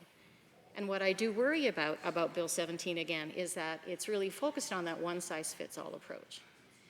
That it isn't really about long-term recovery, it's about a process that simply is called recovery. But it isn't really about recovery, it isn't about wellness, it isn't about prevention, it isn't about working with folks, it isn't about consulting widely, it isn't about all of those sorts of things. And I do wonder about consultations, and I know I've talked about this at great length. I wonder what that consultative process was, Madam Speaker. I wonder about how long that process went on. Is it still going on? Will it go on further? And I know I've heard that if the bill is passed, then there will be some consultations in the summer. But again, if there were consultations in the past, consultations going on now, and consultations in the future, where are the documents that tell us what we learned from all those consultations, from all of the folks, from all of the experts?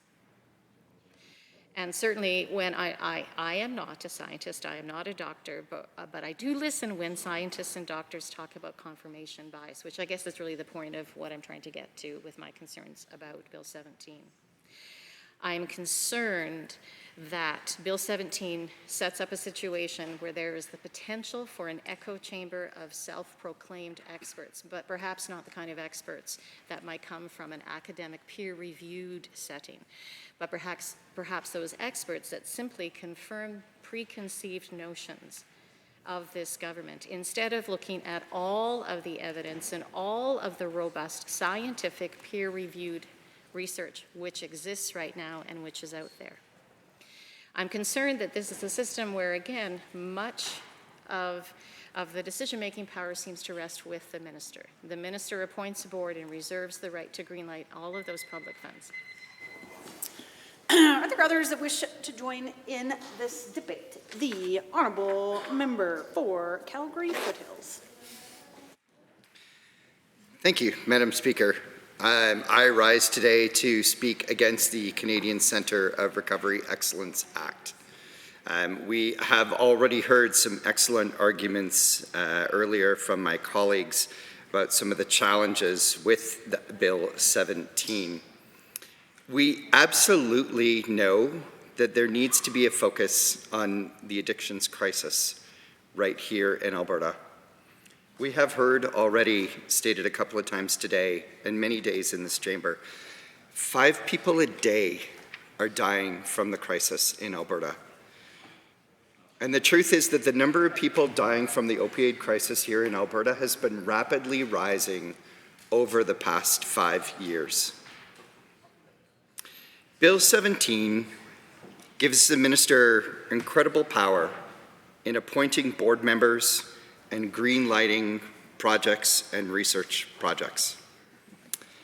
If this government was interested in transparency, why would we be placing so much power in the hands of the minister alone to make these decisions on who those board members would be? Wouldn't we be instead engaging in a consultative process, perhaps establishing committees and drawing from stakeholders and understanding who those board members should be? Shouldn't we be public in saying what qualities we're looking for in our board members? What expertise would those board members, what should they have? What experiences should they have?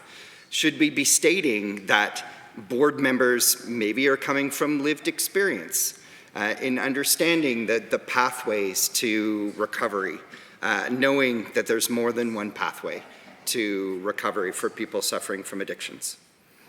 There's so many questions about what qualifications we would be looking for board members.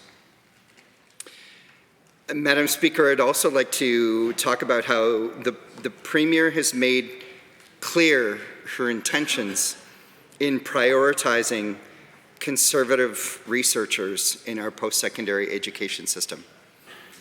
Will these intentions influence who the board members are and who the staff people are for this research institute? It is worth reminding Albertans that in the fall, this government passed Bill 5, the Public Sector Employers Amendment Act. That Bill 5 removed salary constraints on boards and commissions. We raised the concerns then of who was being appointed to these boards and commissions, who had the influence over appointing people to these boards and commissions, and that the Albertans, there should be more transparency for Albertans in who's being appointed and what salaries are they receiving.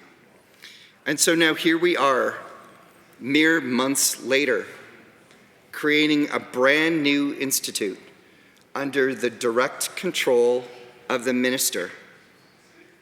I will say, Madam Speaker, Albertans will be watching to see who is appointed to this board. Alberta will be watching to see who is appointed to the staff for this agency. Albertans will be watching to see what salaries these people will be receiving.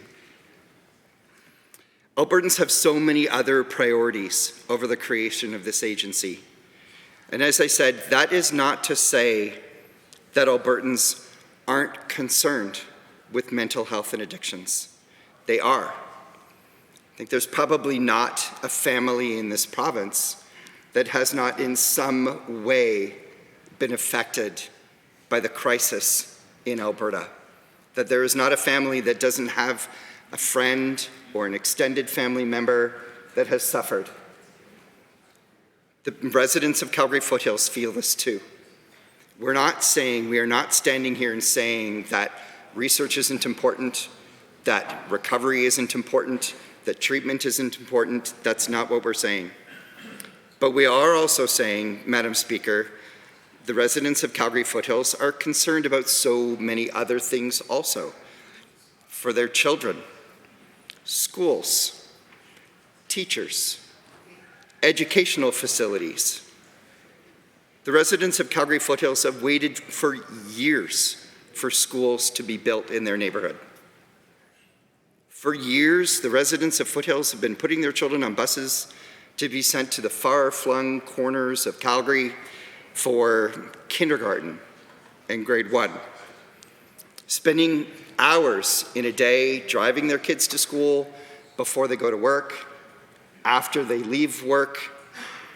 And Madam Speaker, we need to think about how, children in crowded classrooms, the time and the challenges and the stress that is placed on families with respect to schools and education. Madam Speaker, we're already talking about anxiety within these families. We're creating situations where issues with mental health can arise. We're creating situations for kids in crowded classrooms with complex needs where they're not getting the supports that they need, and we're already creating the situation where mental health challenges can arise.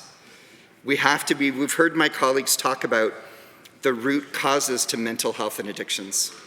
And we need to seriously consider about the other decisions that were being made, not just around this research center, but what else are we doing in our society to put pressure and anxiety and put people, children and families in situations where mental health issues can arise, where addictive issues can arise.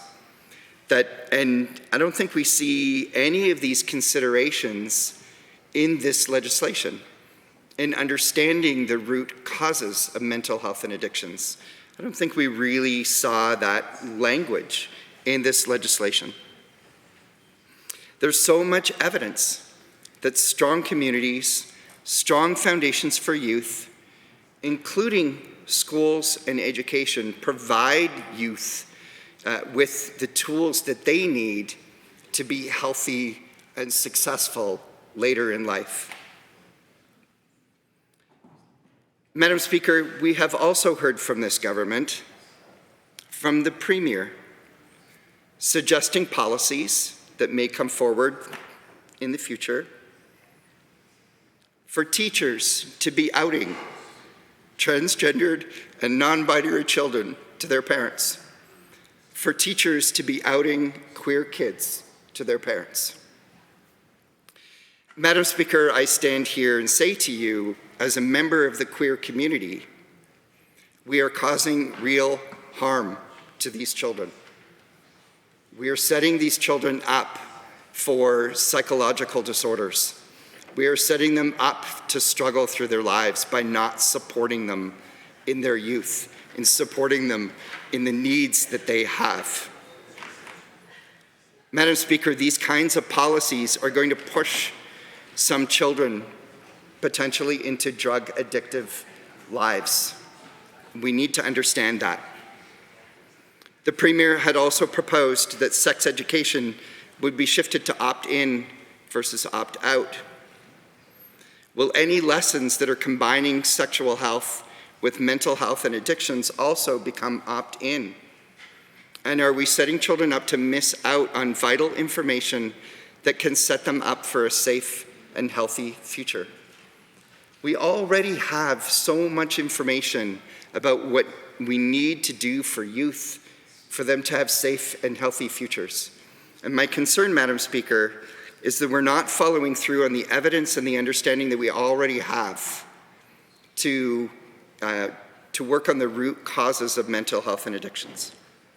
That instead we're being distracted by creating the Centre for Recovery Excellence, potentially to replace, supplant research that we already know is there, research that we already know that we can use to move forward successfully. In fact, the Alberta Health Services already maintains the Addiction and Mental Health Research Hub.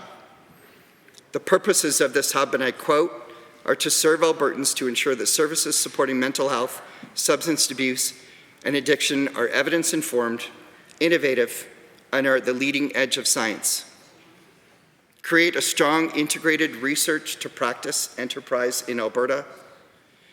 Increase addiction and mental health-related research capacity with a system-driven and patient-centered focus while supporting research, data access, knowledge transition, and funding.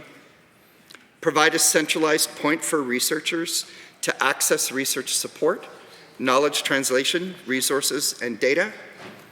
Facilitate partnerships and networking among stakeholders. Madam Speaker, I have to ask, why is the government funding an additional research agency when we already have an agency within Alberta Health Services to address the research that they're looking at? Madam Speaker, I have to ask, is the research being conducted by the agency run by AHS acknowledged and respected? This government has already moved to create Recovery Alberta. Is the existing research agency run by AHS going to be transferred to Recovery Alberta? Or is the government's plan to shut down the Addiction and Mental Health Research Hub? How will these two be working together? The University of Calgary has the Addictive Behaviors Lab researching, among other things, substance addictions. Further, the University of Calgary researchers and instructs in mental health and addictions in the faculties of medicine and social work. The University of Alberta conducts research into mental health and addictions through the Neuroscience and Mental Health Institute.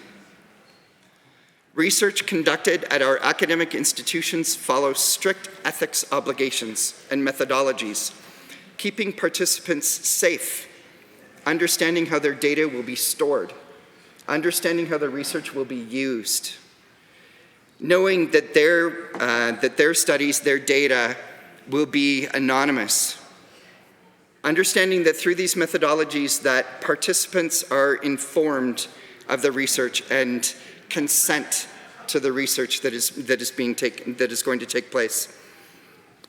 These rigorous processes, I understand a little bit about these rigorous processes, having been involved in crafting academic research on my own through my master's program. Does the government plan on replacing this valuable research from our post-secondaries with research conducted from the Centre for Recovery Excellence? How will the research from these different parties, from AHS, from academic institutes, from the Centre for Recovery Excellence, how is this research going to come together to have a full-bodied understanding of mental health and addictions here in Alberta? Madam Speaker, I don't see this in the legislation. Why does the government feel that the Centre for Recovery Excellence is necessary when we already have a wealth of research being conducted right here in Alberta? There's so much richness in our research, and are we really taking availability? Is the government really looking at what is already there to inform our decisions and the legislation that is being put forward?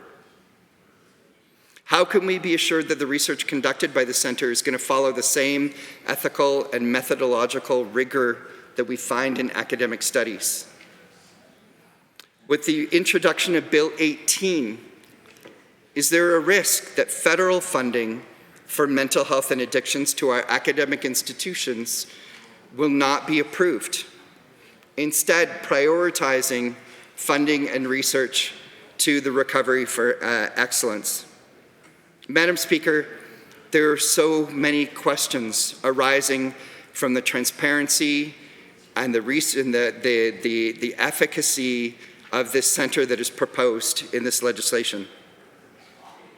While the bill states the board will provide recommendations for the Chief Science Officer and Chief Executive Officer, we have learned these people have already been named, yet we don't have the board members in place.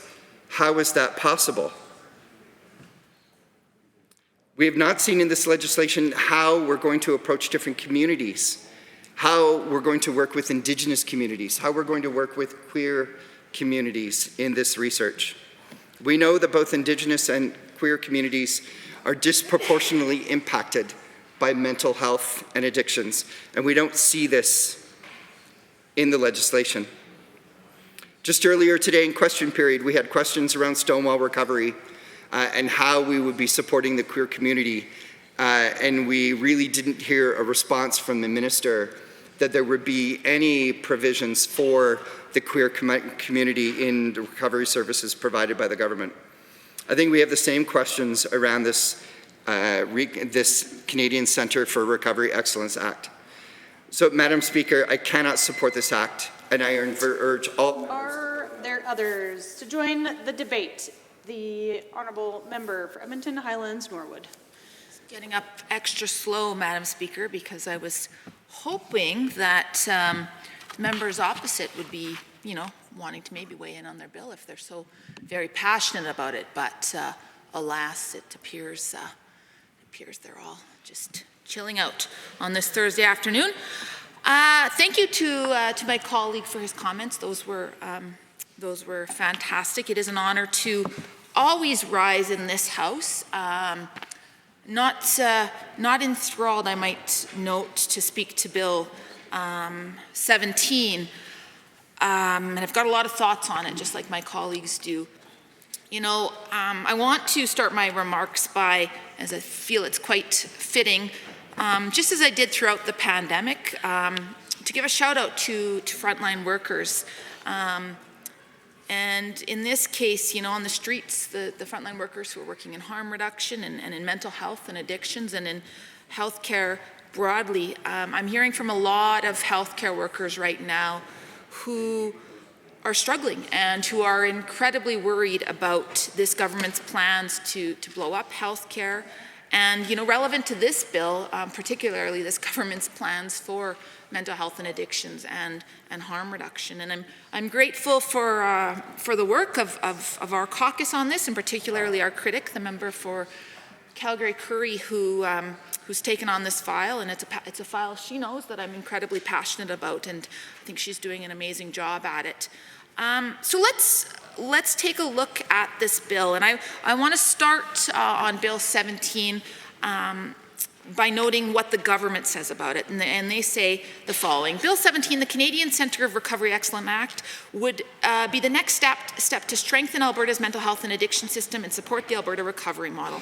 If passed, Bill 17 will establish the Canadian Centre of Recovery Excellence, CORE, as a new Crown corporation to provide leadership in building a recovery-oriented system of care for people struggling with addiction and mental health challenges. They go on to say that CORE would support government and help advance the Alberta recovery model by, and here's the important part, providing data-driven and evidence-based recommendations, conducting research and program evaluation, advancing evidence-based policies and global best practices. In Alberta and across Canada, more scientific evidence is needed to understand and help those impacted by mental health and addiction within our society. CORE will generate new and expanded evidence-based best practices to most effectively help people pursue and maintain recovery. End quote. Well, you know what? That truly does sound great on the surface. A layperson might read that and say, you know what, that's Darn, that sounds like a really good approach from this government. The multiple mentions of evidence-based are particularly interesting in my opinion. This from a government that repeatedly rejects evidence. And I mean, we could look at a few examples on that.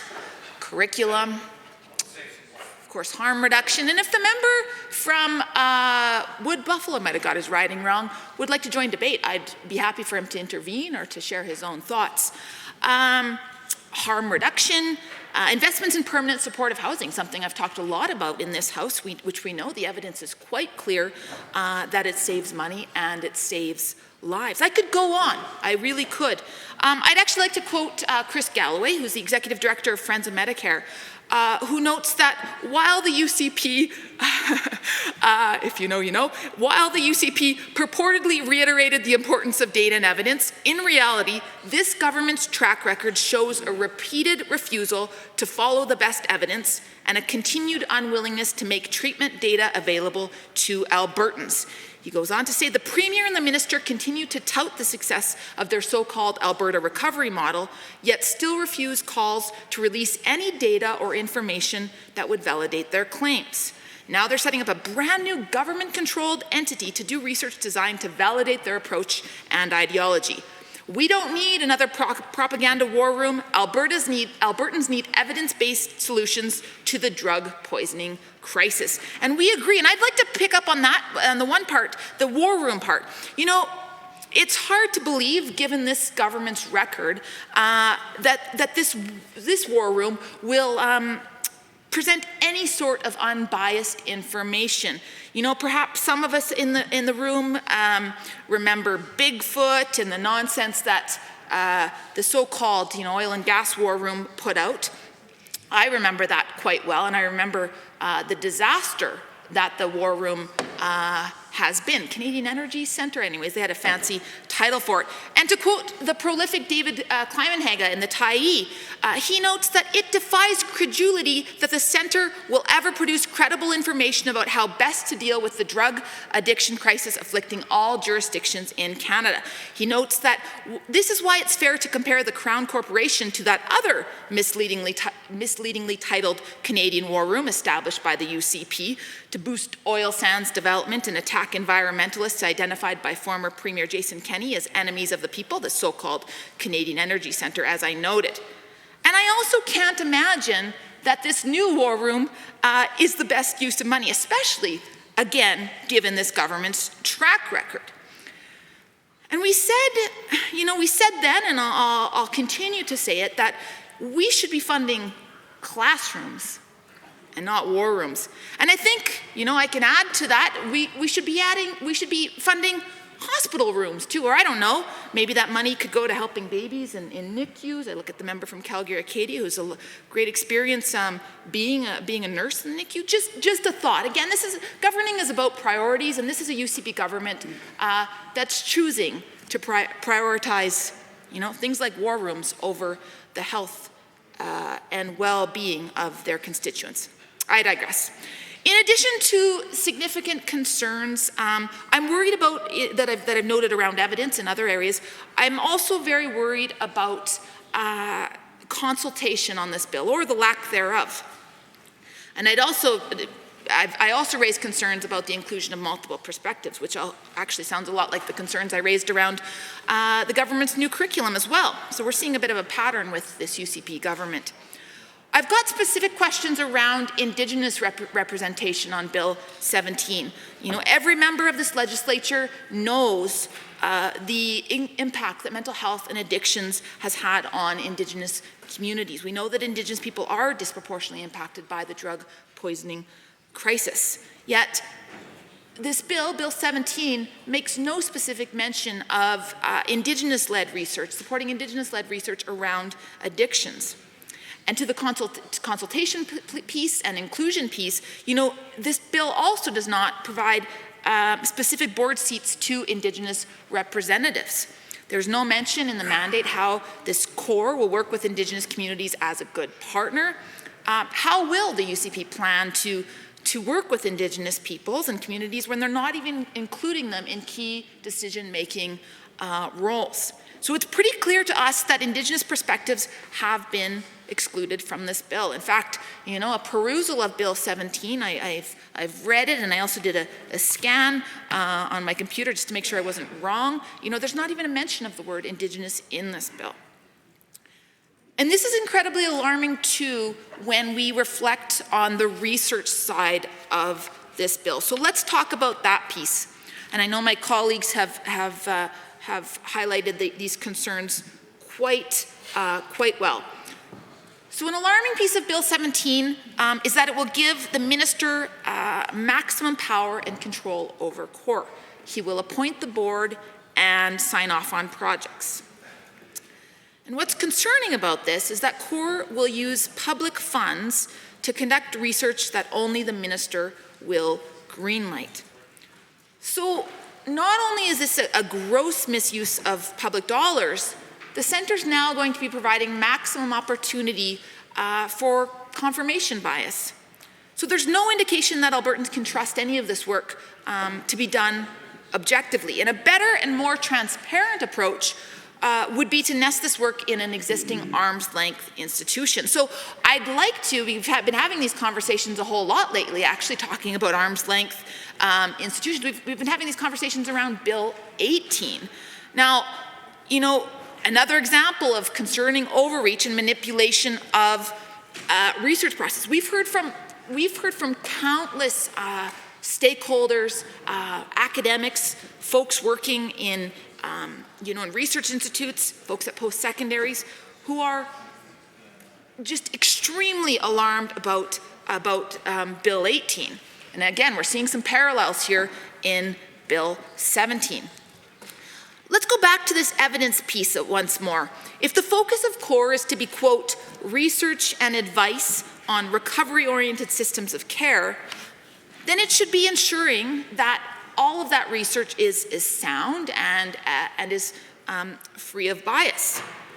But as physician John Meddings, the former dean of the University of Calgary's Cummings School of Medicine, pointed out on Twitter, X, I still call it Twitter, now I refuse to call it anything else, now we have a government that wants to fund research, yet no mention, at least yet, of how proposals would be evaluated. Expert assessment or ideological bias.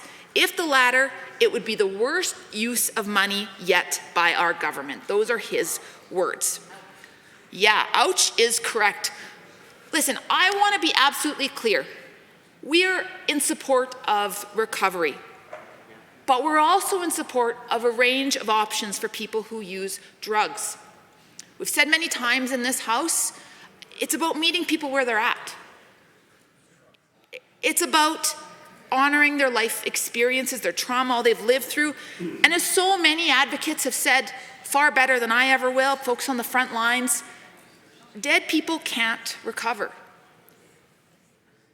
And at a time when, deaths are higher than ever before, as my colleagues in the chamber have pointed out, this presents such an opportunity for this minister and this government to be truly transformational in their work. But they're choosing not to. Let's look at the numbers. And I must always point out that any loss of life, it's more than a number. It's a person. It's somebody who was loved, who had a story, who had family members and friends and community that mourned them. Last year, more Albertans died from drug poisoning than any year on record. In the first 11 months of 2023 alone, there were 1,841 drug poisoning deaths, 1,700 of which were connected to opioid use. And I've said it many times in this chamber, I see the impacts of the drug poisoning crisis daily in the neighborhoods that I represent. And I've asked the minister actually multiple times and previous iterations of the minister to join me in my riding and to talk to people and to hear their stories. And we've been sounding the alarm on this absolute crisis for years. And I know I've shared in this chamber before, but it was in June of 21 that actually the member for Edmonton Riverview and I stood with representatives, June of 2021, representatives from Stop the Harm and from others calling for an evidence-based, there's that word again, evidence-based emergency plan, which talked about expanding supervised consumption services and taking real action on the drug poisoning crisis. At that time, 4 Albertans were dying a day. It was a mind-blowing number then, and we urged the government to act. We urged them to take this crisis seriously, and we warned them that deaths would only increase. And we were right. And now, we're at over 5 people a day dying. It's not too late. It's not too late to change course. It's not too late to take this crisis seriously. And the type of rhetoric that we hear from this minister shows that he's not serious about taking real action, using phrases like harm production. I could go on about the inflammatory commentary that we've heard from this side of the House. The Honourable Government. Jay, the member opposite is clearly imputing false motives, that the member is not serious about recovery in this province. That is an absurd claim. We are clearly taking this seriously, recognizing that those stuck in the cycle of addiction need help, Madam Speaker. They need recovery. That's right, Madam Speaker. Member opposite was correct. Dead people don't recover. There are 2 ends to this, recovery or death. The minister has clearly said that, and I defend that minister wholeheartedly, knowing full well that his heart is in the right place, and he is here to help people get out the cycle of addiction. But to insinuate that the member doesn't take it seriously is offensive, causes disruption in this chamber, and I'm not sure why the member opposite is still talking. I have the floor at the point of order, feeling it's my right to stand up as a government House leader and defend my caucus, Madam Speaker. 23 HINJ, point of order, it's ridiculous. The Honourable Opposition House Leader. Very much, Mr. Speaker. And the government House Leader is obviously quite upset on this final debate afternoon, but this is not a point of order. This is absolutely a matter of debate. And we all know that on issues of this serious nature, that there has been a strong difference of opinion between the government caucus, the government minister, and what our caucus has advocated for. The member was talking very specifically about harm reduction. Something that the minister has called harm production, and in reviewing the estimates that that minister just hosted, showed complete derision towards in many parts of his estimates.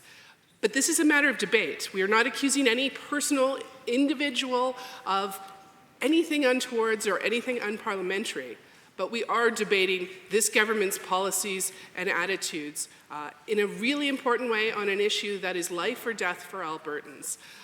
I will also just say that as part of this matter of debate, as evidenced in the minister's estimates or even in some of the minister's comments as he moved second reading for this bill, the government is want to mischaracterize our caucus's position on many of these issues. We do not call angry points of order each and every time because it is a matter of debate.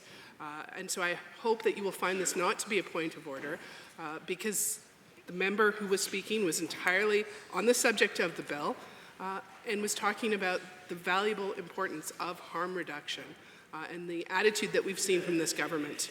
Thank you. Well, I would agree this is not a point of order. I would also agree this is probably not helpful language in the chamber when we're so close to being done on this lovely Thursday afternoon. And I know the honourable member knows this, and she has 1 minute and 15 seconds remaining. I'll ask that you continue with a good debate. No, I will wrap up, Madam Speaker. I promise you I wasn't planning to get a point of order. I would have made it much more dramatic had I been. No, I was truly just quoting the minister's words and making my point once more that if we're truly going to take the drug poisoning crisis seriously, we need a government that's willing to truly listen to the evidence, heed the evidence, listen to the experts, listen to the folks on front lines, listen to those with lived experience. And with that, Madam Speaker, I'd like to end my remarks. Thank you. The honourable member for Edmonton McClung. Devin Allen Walter McKee. I say his name in this House again to emphasize that recovery is not a panacea, Madam Speaker. Devin was a firstborn child of my sister and her only son, son of an RCMP constable, 25 years. He was my nephew. I knew him for 31 years. Born in 1988, died in 2019 at the age of 31 after graduating from the University of Lethbridge with distinction at the business degree. Our family didn't recognize the self-medication that he was going through with alcohol as he attended university in Lethbridge. And over the course of 8 years, I know my time is short, he deserves more, but unfortunately we're interrupted by a flippant point of order. And the story is going to be shorter than it is, but I will say that Devon relapsed numerous times, Madam Speaker, and if indeed recovery was the panacea that the government wishes it to be or thinks it is by bringing forward Bill 17, then perhaps Devon would be alive today. But in fact, many of the individuals who suffer from mental health and addictions relapse repeatedly. And recovery, Madam Speaker, is a lifelong treatment. It's not a one-time 6-week event and all of a sudden, bing, you're into the course of life again and everything's sweetness and light.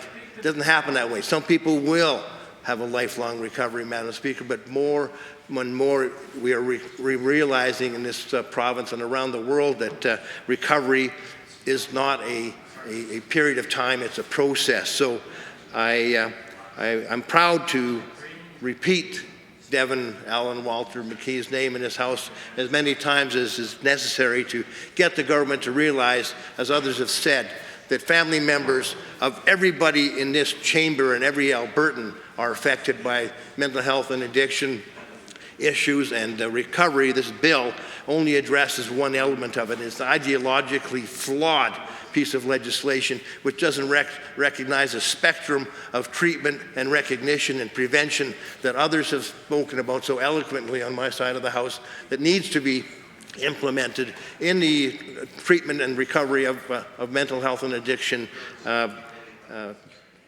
patients in Alberta. Poison drug supply may have been what killed Devon. It may have been an overdose. We're not sure. But he hated it every time he relapsed. He worked for me for a summer as an assistant in my real estate office. And I unfortunately noticed things, but I couldn't reach him. And nobody could. His family tried over and over again. And he suffered the relapses that he went through. And ultimately, after 8 years, one relapse took his life at the age of 31. So it is very, very disappointing to see the members opposite supporting and bringing forward this piece of legislation which does not recognize the full depth of the problem. And I'll have more to say about this, but I believe we need to stop at the moment and reflect upon each family member who we may have seen involved in the events of addiction and mental health, mental illness and addictions, who still suffers or has lost their life to the affliction that we're attempting to rectify in this province, but this bill doesn't come close to doing. In fact, it damages the approach. Are there others to join in the debate on Bill 17? Seeing none, I will call the question. On Bill the Honourable Minister of Mental Health and Addiction has moved second reading of Bill 17, the Canadian Centre of Recovery Excellence Act. Does the Assembly agree to the motion for second reading? All those in favour, please say aye. Aye. Any opposed, please say no. No. So carried. Bill 17, Canadian Centre of Recovery Excellence Act is now read a second time. Under Government Bills and Orders for second reading, Bill 16, Red Tape Reduction Statutes Amendment Act 2024, adjourned debate. Honourable Mr. Sabir. The Honourable Member for Calgary Currie. Thank you, Madam Speaker. Boy, what a quick pivot we have to make here. The dignity with which my colleague has spoken to the story of a loved one that I know is shared by so many people, and I wish that there was more time. I wish there was more time with our loved ones that we have lost. I wish that there was more time to debate this issue in these chambers on an issue of such incredible gravity. Clearly, this is a side of the chamber that has much to say about Bill 17. But onwards. So I'm here to talk about Bill 16, the Red Tape Reduction Statutes Amendment Act. There's a lot to talk about in this. It is certainly an omnibus bill of sorts. But though this is not the primary subject of the conversation today that I would like to raise, I do want to start off right at the top to go over the portion of the Bill 16 right at the beginning that amends the Gaming, Liquor, and Cannabis Act. It addresses minors being able to access licensed facilities in Alberta. And clearly, this was a piece of legislation that needed some updating. And so I am pleased, truthfully, to see that this is going to be addressed and strengthened from a legislative perspective in terms of how licensed facilities are better able to address the presence of underage people in their spaces. We just heard from a number of my colleagues about the Centre of Recovery Excellence, and unfortunately, yet justifiably, Mr. Speaker, the attention of this government on the subject of recovery, we do say it is in regards to mental health and addiction generally, but when we look at the actual investments and we look at the specific allocations, it really has been eclipsed by opioids and addiction. And in response has been around inpatient treatment services. But we know if we're talking about mental health and addiction much more broadly, there is a real current that I think deserves all of our attention in this province when it comes to gambling and gambling addiction. And so certainly alcohol use disorders, eating disorders, gambling, these too are issues related to mental health and addiction, and they absolutely qualify within the purview of this ministry when it comes to talking about a very serious issue. It is not exclusively about opioid addiction. It needs to also address the significant normalization, I should add, around alcohol use disorders and gambling. And if it makes me sound like a teetotaler, that is not my intent here. But we have got, if we're actually going to make sure that this is a ministry whose mandate is being fulfilled, then we have to make sure that we are talking about more things than certainly the absolute crisis that is upon us. I get it, when you're in government, in any capacity, there are only so many resources to expend in the day, but we have to make sure that in our role as opposition, when we're holding government to account, that we are ensuring that the conversation is as holistic as possible. And so in regards to Bill 16, I am pleased to see that there will be stronger prohibition on minors in gaming. However, the amendment in Bill 16, Section 37, subsection 11 reads, "No person may permit a minor to engage in a gaming activity or provincial lottery activity in a licensed facility." I have a genuine question for the Minister of Red Tape Reduction. Will that include online gaming? The AGLC has facilitated the provision and the access of online gaming in a way that is really happening in kind of Western markets around the world. Does this include measures? Will there be measures in the regulations forthcoming to address the issues of online gaming? Billions of dollars are spent in Canada every year on sports betting and on online gaming, and I would like to know whether or not Bill 16 in fact talks about ways that we are going to prevent minors from accessing those services that are more available than ever before on the internet. Were you born after said year? Yes, great. The world is your gambling oyster.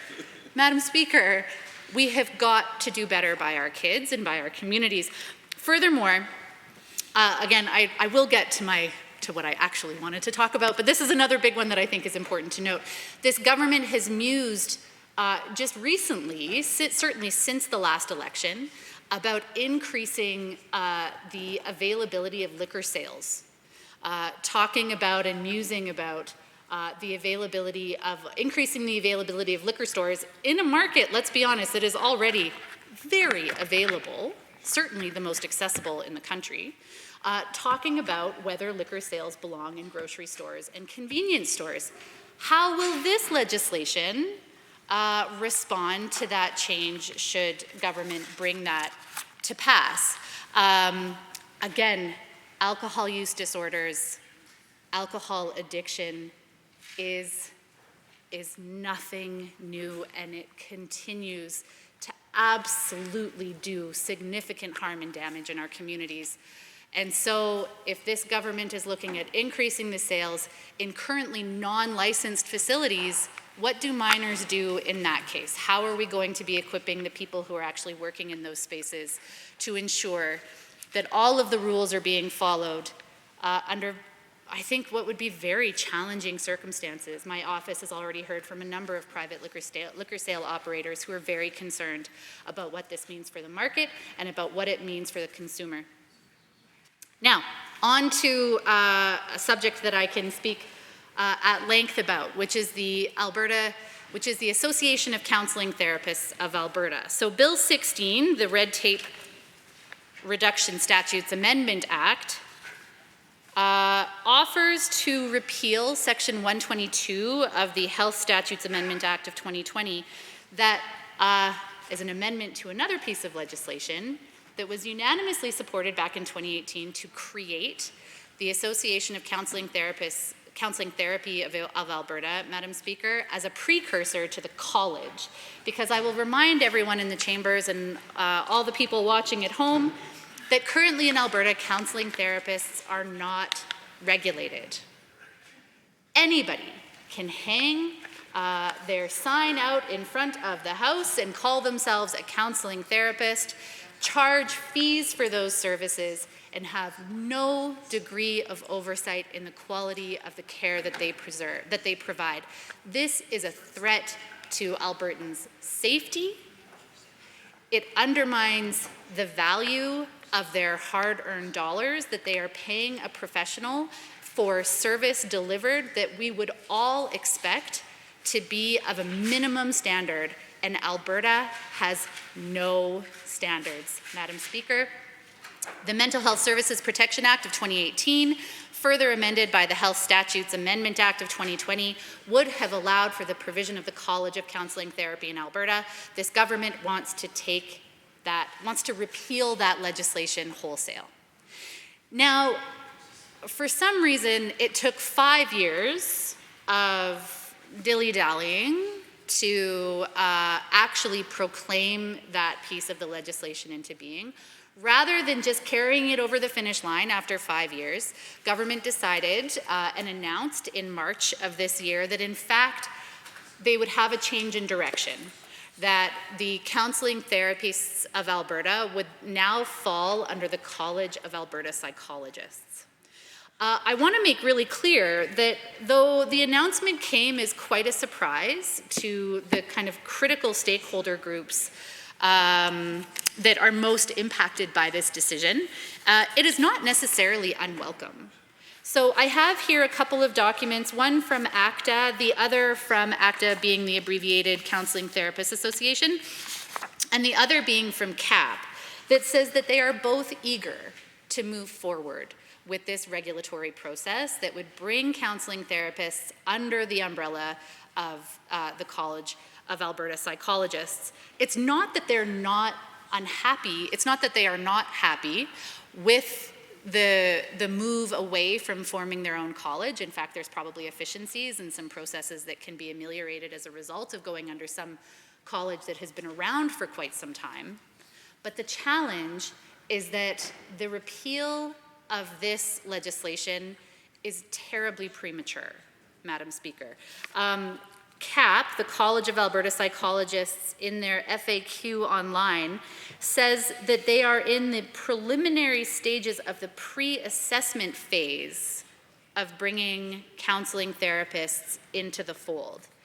There is a lot of work to be done. And I want to take this opportunity to tip my hat to those professionals who are working in this space to ensure that Albertans can in fact count on the quality of service that is being delivered to them by people who are providing mental health supports, counseling, all kinds of different therapies, oftentimes to people who are particularly vulnerable or just at a time when they're particularly vulnerable in their lives.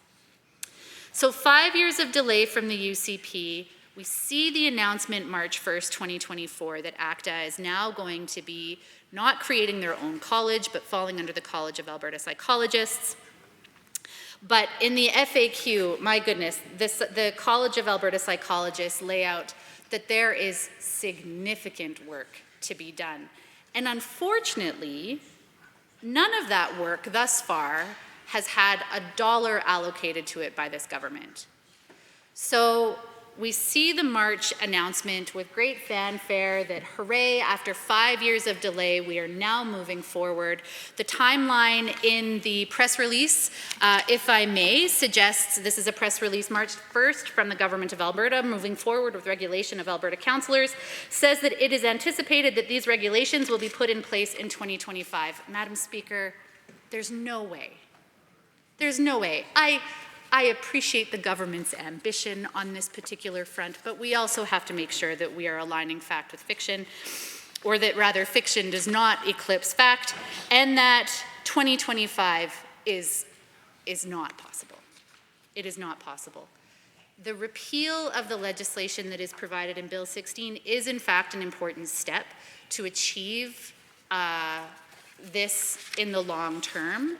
But to suggest that come the spring of next year, this will be completed is simply not feasible, especially when the work of the College of the Alberta Psychologists has not even been resourced. This is not an endeavor to be taken side of desk, and Albertans deserve better than that. It is not a quick process, as I have already mentioned.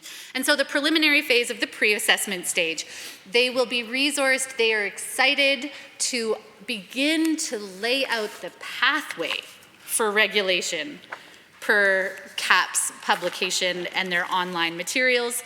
That is not, we are excited to regulate and off we go. We are excited to begin the process of laying out the pathway to form regulations so that counseling therapists can then be included. I want to further add that unfortunately Bill 16, the Red Tape Reduction Statutes Amendment Act, highlights a significant gap in this government's process when it comes to regulating counseling therapists, and that is that they have explicitly excluded addiction counselors from the regulation. And I'd like to refer to a story that I reckon we all saw here in Alberta, a story from the Grand Prairie Daily Herald Tribune. The GP Daily Herald Tribune wrote in January 25th of this year, a former Grand Prairie family physician found guilty of sexually abusing her opioid-dependent patient by entering into a sexual relationship has changed her business name and is now offering an addiction-focused counseling service. There's no provincial regulatory college to prevent it from happening, and as such, the Bill 21, an act to protect patients, isn't applied. We just spent an hour talking about the Center of Recovery Excellence to provide world-leading care for people with addictions. And an individual such as this, with a proven track record of having abused her power in this relationship, is allowed to proceed carte blanche. Why? Why would this government, with the kinds of investments that they have made in recovery, a process that has an absolute, that is like founded on a critical clinical and therapeutic relationship, would be okay with anybody being allowed to refer themselves as an addiction counselor? I just don't get it, Madam Speaker, and I welcome any member on the opposite to tell us why. Are there others to join the debate? The Honourable Member for Calgary Northeast.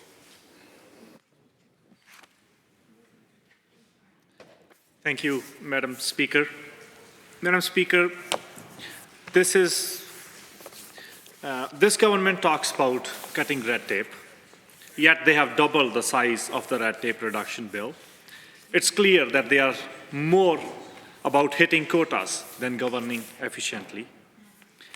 And this government is also not very well worried about consulting with people who are involved. They barely go out to people to discuss about the issues that matter to them, whether it is Canada Pension Plan.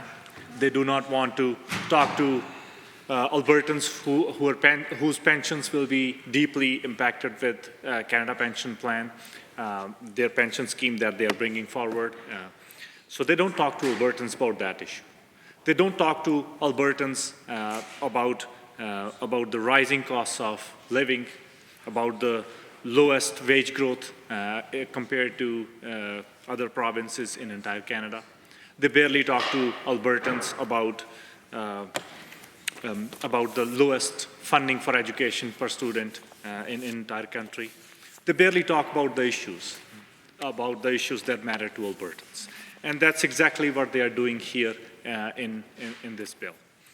And you know, we have seen the bill is less about red tape reduction and more about fixing the UCP apps that they have created. They are repealing ACTA regulation that they failed to proclaim for over 5 years to finally regulate mental health professionals. They create the mess, and then they try to fix it, and then they try to pat on their own back, and they try to applaud for the amazing things that they have done. And this is not the first time that they are doing this. They have done this in the past. They have cut AISH in 2019 when Jason Kenney, when Premier Kenney came in, and then they try to fix it. And then they try to pat up on their back, and then they try to get credit for that. And this is not the first time. I mean, they hate anything. They don't like anything that has got word public in it. They don't like public health care. They don't like public education. They don't like post-secondary institutions. They don't like public parks. And they have had the problems with all of these in the past. They love to privatize and give that to their insiders. Let me start with education. What they have done is that there are no schools in Northeast. They have and same in Fort Hills, same in Beddington. They have fired educational assistants during pandemic. The students the enrollment that Alberta is expecting is phenomenal, but there is not enough funding by this UCP government to cover those. Same thing with healthcare. Premier has openly advocated for privatizing healthcare and not providing enough support for people impacted with mental health issues. Those vulnerable Albertans are suffering, are deeply impacted with the UCP policies, but unfortunately, the UCP is delaying and delaying to bring forward the bills and the laws that will help them. And this bill also is in the right direction for some stance, but it doesn't go far enough to help those people. Thank you for the opportunity to intervene, member. I note that, of course, you are the critic for small business with the official opposition. And, of course, I participated in small business as well. And I wanted to ask you briefly if you could reflect a little bit upon how this piece of legislation would affect small business people from your experience in the past. Thank you, member, for your intervention and for highlighting the important issue. Thing is that any bill that is impacting small businesses must be consulted before it is introduced in this legislation. The unfortunate part is that there are so many small businesses who are involved in various industries that this bill will be impacting. The UCP has not consulted with any of those small businesses. The UCP has not gone to them to discuss about the issues that might impact them. So at this point, We'll have to see how this bill will impact in future. But so far, we have seen that no consultation has been done. And had they consistently supported the people, Albertans, they would not have allowed such a glaring issue to slip past their attention. And this proposed legislation wants College of Alberta psychologists to regulate counselors, but there can be zero consultation, but there has been zero consultation or planning, as I just mentioned. So CAP right now lacks the resources that are needed, and they were expecting that this government would support them in Budget 2024. The unfortunate part is that Budget 2024 does not address these lack of resources. Budget 2024 will not provide any additional resources to CAP so that they can address what this bill is proposing. The government needs to step up and support CAP, and they can't just wash their hands of Albertans' safety. Safety is super important to all Albertans. Albertans must feel safe when they visit all the facilities that this bill is impacting. They are trying to solve the symptoms of the problems that they have created. This UCP government creates problems, and then they try to solve it. As I've mentioned, whether it was AISH, whether it was about the Alberta Health Service problem, the Premier claimed that she would fix the problems of Alberta Health Services within 6 months. Unfortunately, we haven't seen that since now. And the problems continue to deepen. And at that point, they defund the Alberta Health Services. And then Albertans feel frustrated, and the solutions that this Conservative government comes up with is to privatize healthcare. That's why they have appointed Tom Olson, who tried to privatize healthcare before, and who is again pushing forward for his right-wing privatization of healthcare ideas. The UCP has also overburdened our court and justice system, and although this bill will, although digitizing services is a step in the right direction, but it is not nearly enough.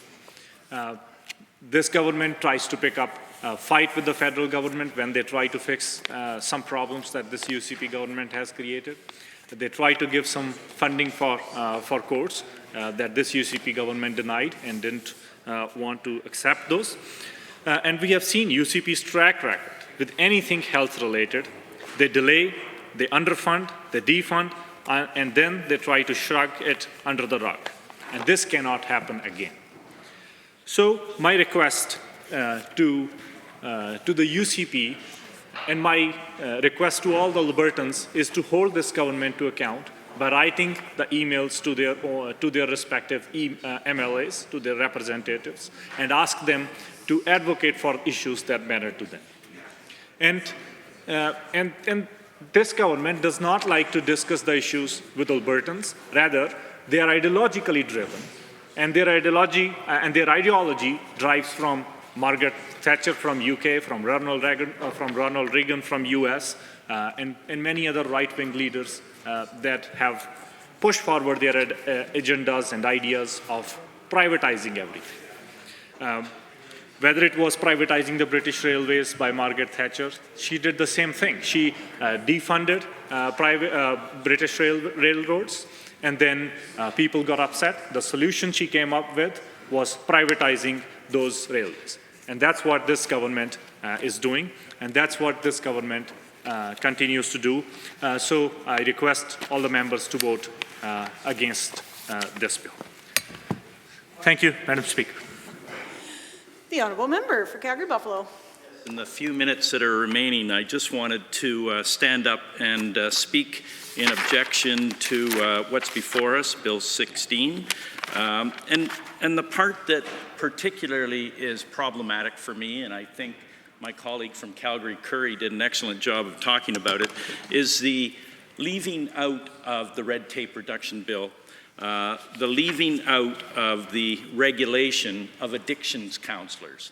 I don't understand why addictions counselors are being left aside to do what they want, essentially. As a former social worker, I was regulated. So if there were problems in the treatment that I provided to my clients, there was somewhere people could go to say, this person is not following the proper protocol, practice, and needs to be reviewed, needs to be investigated. That's not going to happen with addiction counselors. And we know from listening to the government day after day after day after day that they are proud of the work they're doing in the whole area of addictions. But none of those workers, none of those employees, Madam Speaker, have a regulatory body that will say this is proper treatment and this is not proper treatment. So if a family member, a parent, sees something go awry with their child or loved one and they want to complain, they can't go to a regulatory authority and say, you need to look into the way this person is practicing and figure out if they are harming their patients or what they're doing. And for some reason, we're looking at this bill. It talks about regulating psychotherapists, all well and good. It talks about making sure that there's a organization that will look into their practice, all well and good. But then you look further into this bill and it says people such as addictions counselors and child and youth care counselors are not included. Who decided that? And for what reason? We're not given a reason. We're told that there was a delay under the previous Minister of Health. It wasn't a priority for the previous Minister of Health. Now it's a priority, but there's a glaring omission. And my colleague from Calgary Curry talked about in January this year a physician getting into trouble under, I guess it was the Alberta Medical Association. And they said, well, forget them. I'm going to put my own shingle up and nobody's going to be able to tell me to stop what I'm doing. And that person was found in glaringly taking advantage of a patient under her power. That's not correct. What's happening before us is not correct. There's no explanation from the other side around why those counselors, addiction counselors and child and youth care counselors, are being omitted. And this government is going to risk its reputation on this Center for Recovery Excellence if it doesn't change its course, if it doesn't bring addictions counselors under some sort of control beyond the agency they work for. So, Madam Speaker, I'm going to vote against this. I think it's wrong and we should all vote against it. Are there others to join the debate? Seeing none. We'll call the question. Honourable members, the Honourable Minister of Service Alberta and Red Tape Reduction has moved second reading of Bill 16, Red Tape Reduction Statutes Amendment Act 2024. Does the Assembly agree to the motion for second reading? All those in favour, please say aye. Aye. Any opposed, please say no. No. That is carried. Bill 16, Red Tape Reduction Statutes Amendment Act 2024 is now read a second time. The Honourable Government House Leader. Thank you, Madam Speaker. I appreciate everyone's hard work this week, but I think our business of the day is concluded. I wish everybody a safe constituency break as you interact with those who voted for you and those who you represent and those who didn't vote for you. With that, I move that the Assembly be adjourned until Monday, May 6th at 1:30 p.m. Having heard that motion, all those in favour, please say aye. Aye. Any opposed, please say no. So carried. House stands adjourned until Monday, May 6th.